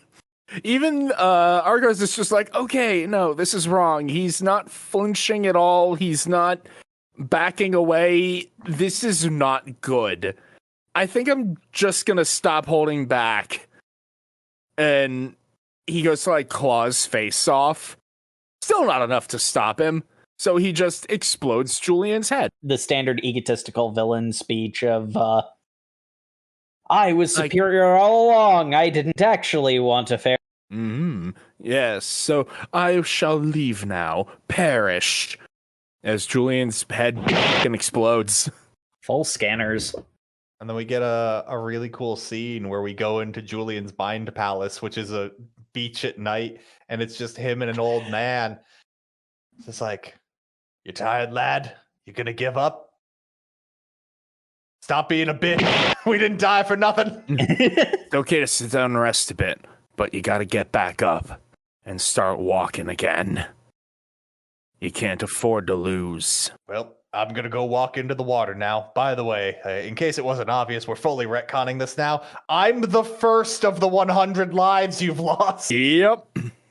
Old folks gotta leave first. It's like, hey, could you at least give me your name? Name's Hillers. Don't you forget it. Oh, and don't worry, I might be leaving your one-up counter, but you'll still have all of my strength and dexterity. You still have all the stats. You won't weaken at all. Literally, the whole source of this power is knowing how people have sacrificed for you to continue onward. Mm-hmm. As a metaphor, It's great. I love it. Oh yeah, no. Okay, we're joking about this. This is cool. Like, this is also the point where Julian's head is fixed. He doesn't have the scar over his eye, and both of his eyes have. Which makes sense. He's growing a whole new head, I guess. Yeah. He can't heal scar tissue, but if he's just regrowing a new body, it wouldn't be scarred still. That makes sense. The only scar, I think he also loses his arms, but he keeps the scars on his arm. Okay, and like there's two explanations for this. Metacontextually, that's his history. That's, how he got here. And then an in-universe explanation that can fit that is that he got those scars before he got the Cthulhu powers, so the Cthulhu powers can't fix those. Yeah, it just resets him to how he was when he got the power. Yeah. And I love it because Arcos is walking away like, all right, just gotta find the baby and explode that, and then, oh god, a fist through my guts. Julian got all up in them guts. Rearranging them guts. rearranging them guts, and just slaps his whole ass head off his body. I am sure this is the end of the fight. Nothing stupid is about to happen. I really thought it was the end of the fight. And then we get some bullshit. And I would be fine with this if it was like a last-ditch madness of him going like, okay, I'm dead, but I've got to make this guy fall with me. Because Arcos goes, I can't heal, but I can keep my head connected by manipulating the blood, and I can pump my heart constantly. So I just need to keep all of my blood circulating as a mental constant for, I guess, ever. Like, yeah. Okay. Like, his head and is he cut needs in to half. actively puppeteer his body for now. Yeah, like his head is cut off completely, and he reattaches, but like it's just a thing there. Like, he'd need to put like a ribbon around it, and then he'd have to have like a whole big romance with someone, and that person would ask every day, like, why do you wear the ribbon? Why do you wear the ribbon? And then finally on his deathbed, he could be like, you will know why I wear the ribbon. Please untie it. And then he does, and then his head just falls off and he dies. Okay, which Grim Fable is that? I don't remember. Look forward to Matt's fan fiction uploaded on AO3, but for the rest of the fight... I genuinely don't know what that is, Sam. Not getting into it. Yes, you see, I can control any water that I can see. That you can see, huh? Yes, anything in line of sight. Oh god, he's inking! Oh god, stop inking! I love how he is the first character who goes like, wait, no, what the fuck is that ink? Oh, hey, it started raining. I guess heaven wants me to win. Die. And they continue their fido, and they reach the ocean. And Arcos is like, ha, you imbecile, the ocean is my domain. You will be destroyed. And Julian's just looking at him like, the look on his face. You stupid motherfucker. I almost feel sorry for you. What are you doing giving that look of pity to me? I don't know. Let's see who the ocean loves more. What? This fight is hilarious because it is the equivalent of someone who is like got hydromancy as a street level superpower. Mm-hmm. Getting into a fight, then realizing midway through the fight after they've already chosen to dive into the water, oh shit, I'm fighting Aquaman. It's actually Aquaman. He tries hitting Julian with the Divine Sandstorm because this is JoJo's, and Julian just completely tanks it. Like, yeah, that's a neat little film of breathable air you've got there, but I just breathe water. Also, the second they go underwater, this turns into a DBZ fight, and it's insane. It is crazy. Oh, it really do be. But unfortunately, like a lot of DBZ fights that were in the era where that sort of thing happened often, somebody's got to show up and ruin it. Yeah, because Julian's just like absolutely having a grand old time kicking his ass, getting ready to finish him off when Tentacle Mommy's here. Yeah, because Arcos is trying desperately to leave the water because he understands that he's at a disadvantage here. And Tentacle Mommy is just like, hey, son, what's going on? I do love this panel because the tentacles are forming like this carpet along the ocean floor, and every gap in the tentacles is an eyeball. It's so freaky. I love it. It's very Cthulhu mythos in that there is a humanoid center that the speech bubble is coming out of, but that is not the entity. No, it is not. That is the pinky finger that it is putting its speech bubble through. We have a brief flashback of Arcos as a child. This flashback sure does happen. Unlike most child psychopaths, instead of murdering small animals, he's just actually murdering people. Look, Mom, I murdered all of these people and puppeteered their zombie corpses to torture the last survivor. My, you sure do like that suffocation game. Meanwhile, the bodyguard is like, my lady, are you fucking serious right now? No. Please let me speak a sentence that will become his entire life motto. You are the child of God. Everything you do is righteous. Don't tell him that. He's actively waterboarding this man with his mind. Yes. The look on his face was genuinely funny. He just derped out. Yeah. Meanwhile, we cut back to the fucking tentacle monster. Julian's just like, what are you doing here? It's just like, oh, is it so bad that a mother should visit their son? Please stop calling me that. It's really weird. Here, I'm gonna make it weirder. Oh, I'm sorry. Is this the mommy face you'd prefer? And then it's Mira's face, except all too many tentacles and all too many rockin' tits. and also octopus eyes. Octopus, like, sideways eyes, yeah. Well, that part I was fine with. Honestly, kind of into it. Oh my god. Please, wait. No. You are going to stop messing with me right the hell now. I guess I did touch a nerve. Anyway, let's finish plucking the wings off this butterfly. Red flag. She starts drowning him, and Julian's like, no, Julian's gonna be a good boy. He's not gonna do this. And he's just like, he's mine. I get to kill him. What? And then he just holds him and just like, yeah, you're not having fun anymore, are you? And then starts dragging him lower and lower into the water. And it's just like he is the monster in this panel. Like, he is shrouded in black. His hair is like stringing out like tentacles. And it's just like a cathartic, like, no, you were treating humans like playthings. But the second you're at an even fight, maybe even disadvantage like they were to you, not fun anymore, is it? Mm-hmm. Yeah, and this is he is the revenant dragging this guy into the depths where he belongs. It's kind of important and good that they introduce Julian to us by him violently rebelling against someone who is like socially superior to him, because that honestly sets this up.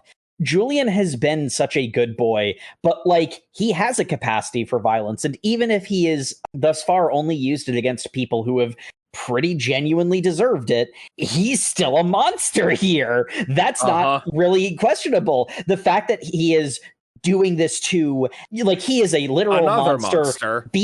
Doing this to a metaphorical monster, you know, that's where the catharsis comes from. And in all honesty, because this series is so optimistic, I have a feeling that he's going to walk to the line but not cross it. That's probably going to be his crowning moment of awesome, and probably be the turning point where Tentacle Mommy is no longer on his side and probably becomes the actual BBEG. You know, like, this moment wouldn't work if we hadn't seen Julian be, you know, horribly violent and give people, you know, absolute comeuppance already. Yeah, because unfortunately, what we know about Julian is he's kind of in a place where violence is his base state. He was allowed to come out of that, but oh, so easy to fall back into old habits, you know? Like, he's, because, like, the first thing he does when he gets out of the water is throws the head at the foot of the priestess, then walks over and, like, I have a message to your king. Don't fuck with my village. Also, guess you don't have to deliver it, and starts choking the priestess. Like, this is not your shonen action hero right here. Nope. But Pops shows up and is like, all right, kid, you're gonna need to slow your roll. If you get too used to taking lives, you're going to find nothing but regret. Yeah, and that's why this actually is your typical shonen action. It's just his power set was powered evil side. They usually get, like, you know, 80 chapters in. Estri is able to say, killing Arcos is on you, but if I die, then the whole village is gonna get purged. I can tell the king not to mess with the village anymore. I'll swear an oath. They won't come to harm. Okay, fine.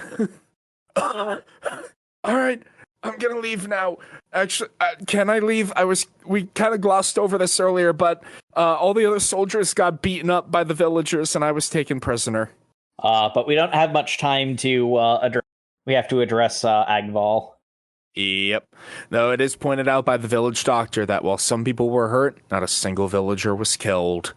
Miraculous. And then we get to Titi, who is holding Angvel and crying that she won't open her eyes.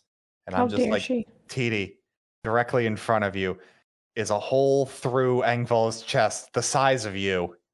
Like, you can see through her. Stop it. You're trying to rationalize her grief and you're not understanding. Yeah, no, she's very clearly in denial. Oh, there's denial, and then there is staring through the hole in front of her. Like, yeah, no, I have experienced this before. You've experienced staring through a person's chest? Okay, not to get too real, but I have stared at the dead body of a loved one and not believed it despite how clear it was. This kind of grief is something that some people experience. This is a very real moment.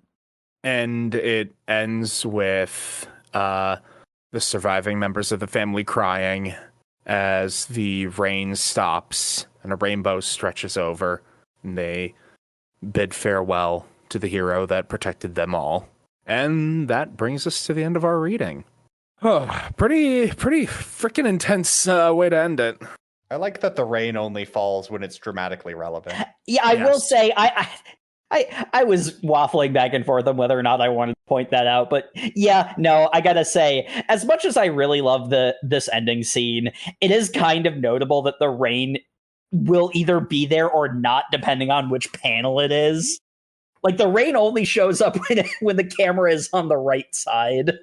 Yeah. That's a little bit weird. Listen, we just needed it there for the dramatic moments, and then they're moving too fast for the raindrops to. I don't care. Favorite character, favorite fight. Woohoo! My favorite character was Zangval because I am a huge fan of Giant Woman, but also she, despite being, like, massive and having, obviously, like, beyond normal strength, she had so much, like, determinator energy to survive ridiculous amounts of damage to protect people straight out of the goodness of her heart and wanting to. It's commented on by Ironclad Mini Boss Man that she doesn't really have a heart for violence, but that's why she's worked to make herself so strong, so that she can save other people from violence. Yes. And I love characters like that. And you know, we've had plenty of dramatic like character defining deaths in this, but partially for the fact that they marinated it so long. But also how heroically she fought to the end. It, like, that's the one that actually got me on an emotional level. Yeah, and like, for all of this is basically a shonen, the inevitability of her death when she realizes how hopelessly outmatched she is, it really does, like, it pays off the aesthetic to a pretty notable degree. Mm-hmm. And favorite fight. I guess I love a good third act villain breakdown. It's Julian versus Arcos. Particularly when he gets slapped into the ocean and realizes that the dawning realization of, oh, I'm not going to win. That's bullshit. I always win. I like that. That was satisfying. Jake, how about you? Favorite character, favorite fight? My favorite character was the forest puppy. No. I loved all of the characters, but none of them stood out hugely to me. But the character that I honestly thought was the most, like, entertaining was that frickin' wolf demon thing. Yes. Because, like, not only is it this horrifying monster, and it's like, it's a monster. Like, it doesn't, like they talk about how, like, that thing's not a person, it's a monster, despite the fact that it's talking. That really comes across, that it's like, it speaks, but it, you know, it's not communicating with you.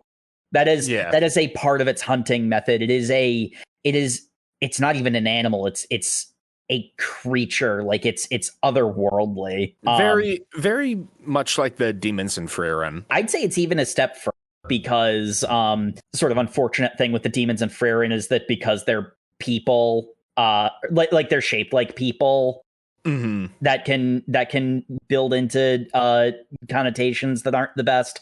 Frieren skirts it because it's so well written, but, like, that irks me at the very least. But this thing, it's very inhuman, truly and completely alien, and, like, what a freaking amazing design on it. Like, oh my gosh. And then favorite fight, honestly, I want to go with the fight against the sea monsters. I don't know, a lot of the fights were good, but again, sort of like the characters, none of them, like, really stood out. But I really liked the sea monster design and the movement and the, like, flash stepping and the Julian learning his power, all that stuff. It really came together in that fight. Jay, how about you? Favorite character, favorite fight? Well, I have to say it kind of Julian, really, I guess, taken aback by his selflessness, especially finding out how young he was, because definitely the way he's drawn and portrayed, this is someone I almost thought was going to be like Ed Alric, and it turned out to be he was much older than he actually was. Yes. And then actually I was fascinated by Arcos because he was giving me Draco Malfoy vibes, and yes. But obviously kind of changed a little bit towards the end after I realized kind of like a murder hobo. So that's all to say. Favorite fight would have to, I guess we technically only had 3 big fights in this reading, right? About, yeah. Yeah. I guess with the bear monster. Yeah, the forest bear monster. Just because I have to give it creative points. All right. And Matt. Oh, easy for me. I got to go with Julian because, you know, he's got main character energy. He's got that demon inside that he wants to let out, but, like, well, he doesn't even really want to let out. He's just like, well, that's all I know if I'm not, like, in this perfectly great group of good people. That's fun. And favorite fight is Julian versus Arcos, because he punched that man with his remaining stump. Like, that was great. That was like, he also hit him with his, like, severed arm. Like, literally using your meat popsicles. That is some Chainsaw Man nonsense if Chainsaw Man didn't turn into chainsaws. Like, yeah. All right. Plot predictions. So my sort of less of a plot prediction, more just like my hot take on the whole situation with the king. I think that the king was like a bloody-minded conqueror, took over this country with like force, and then, you know, having existed for however many hundreds of years in a state of conflict, had something happen to him that restored his humanity, or like brought out that spark of humanity that he had buried, and now he's trying to make up for lost time by being benevolent, and that they're gonna use that as like the knife twist for when the prophecy inevitably comes true and he gets myrtleized. Because I think that like Diana being the child of prophecy is going to come true, if for no other reason than it's the classic thing of, you know, try to avert prophecy of your doom, you only end up making the doom happen more swiftly. Classic for a reason. And this entire thing in our reading has given Diana plenty of reasons to hate the institution of the king and his advisors. She's currently too baby to really know, but I guarantee some magic bullet is going to happen to make her relive the traumas. So yeah, that's my take. Crazy left field guess. Julian is another child of the king. Wouldn't be surprised. Because his mom also has white hair and we never saw her face. Maybe his mom is the king. There we go. That's his godlike power, body hopping. Maybe. No, his godlike power is I can be a woman. That is a godlike power. Mm-hmm. Yes. Yep. Full Elden Ring. I like it. I mean, it already kind of is, so. Yeah. Any predictions from Jake? I personally believe that the prediction that Diana is going to grow up to be is not too far off, and I say because just the type of world they currently subsist in, I see her being kind of in the same vein as Angval, is fighting to protect, and she's viewed so fearsomely. Mm-hmm. But the reason that she's so feared by these somewhat zealot types is because she's fighting back against those who sort of have succumbed to that kind of zealotry, I guess. Yeah. I don't know if that makes sense. But yes. No, yeah, that makes sense. Yeah, that tracks. And then I guess my plot prediction, it's sort of funny because each of the plot predictions, except for Matt, sort of like have been walking towards my plot prediction, where like even potentially the one that Matt said earlier in the episode, the idea of like time travel, that like King is an older version of Julian or something. I am pretty convinced that everything about the prophecy is self-fulfilling. That if they had just left them alone, that none of this would have happened. That it would have just like their, you know, super Cthulhu powers would have never come up. They would have just stayed away from the forest and it would have been fine. And the fierce like future Diana is entirely acting in very violent, don't poke me again self-defense. And they're just not listening because they keep getting future predictions that, oh, they're going to kill me. I better kill them. I'm only killing you because you keep coming after me, you idiots. Just given the way that like Julian reacts to people who transgress against him, I have a feeling that Diana's going to pick up on that. And it's like, when I say like it's a matter of self-defense, it's like they get attacked, so Diana and her allies extract retribution. You know, that it's like, it's not all technically literally self-defense. Like they get attacked and then they attack back. And then that creates an escalating cycle of retaliation, with Diana destroying the kingdom and killing the king. Though I will say, less so fits with the time travel idea. Unless Julian's in a costume of some kind, he doesn't appear to be in that future. The thing that might push Diana over the edge is Julian ends up spending his last life dealing with the kingdom coming after them, and that being a point of no return. This series is very optimistic, so if it does go in that direction, what I would predict is Julian, like I mentioned, Julian's gonna walk up to the line but not cross it. He might choose to sacrifice himself rather than crossing the line, and then that sets up Diana's character arc. She will walk up to the line, and before she fully extracts revenge or whatever, she'll stop herself. Whether or not that results in her being sacrificed, probably not. Just because of the themes of the story and how optimistic it is generally. A lot of directions it can go. And would you continue reading? I absolutely would, yes. Predicted this is directly up my alley. Well, I mean, you're ghostwriting it, right? Nobody did. Yeah, wait, Sam's not allowed to do plot predictions. He made... Yeah, obviously. It's such a great leak. Thanks, Sam. Crap, Matt, would you continue reading? Yeah, because I gotta see when Sam's next chapter where Ungveld comes back from the dead as a revenant and somehow her boobs have grown twice the size. Because that's how death works, is it inflates due to the gases. Yeah, I'd continue reading. This is fun. Okay. Jay, how about you? You know what? Sure. Yeah. Excellent.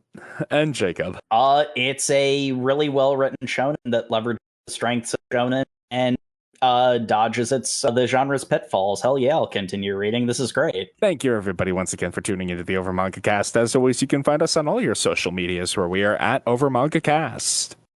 You can also find us on YouTube where you can comment, and subscribe.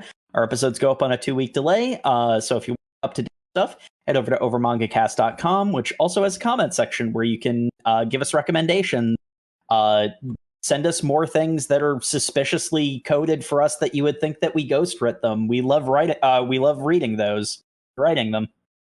And as always, we appreciate reviews in any and all forums. Go ahead where you can reach out to us. We love hearing from you. We love hearing recommendations. We love getting reviews. Tell us what we could do better. Tell us what you like about us.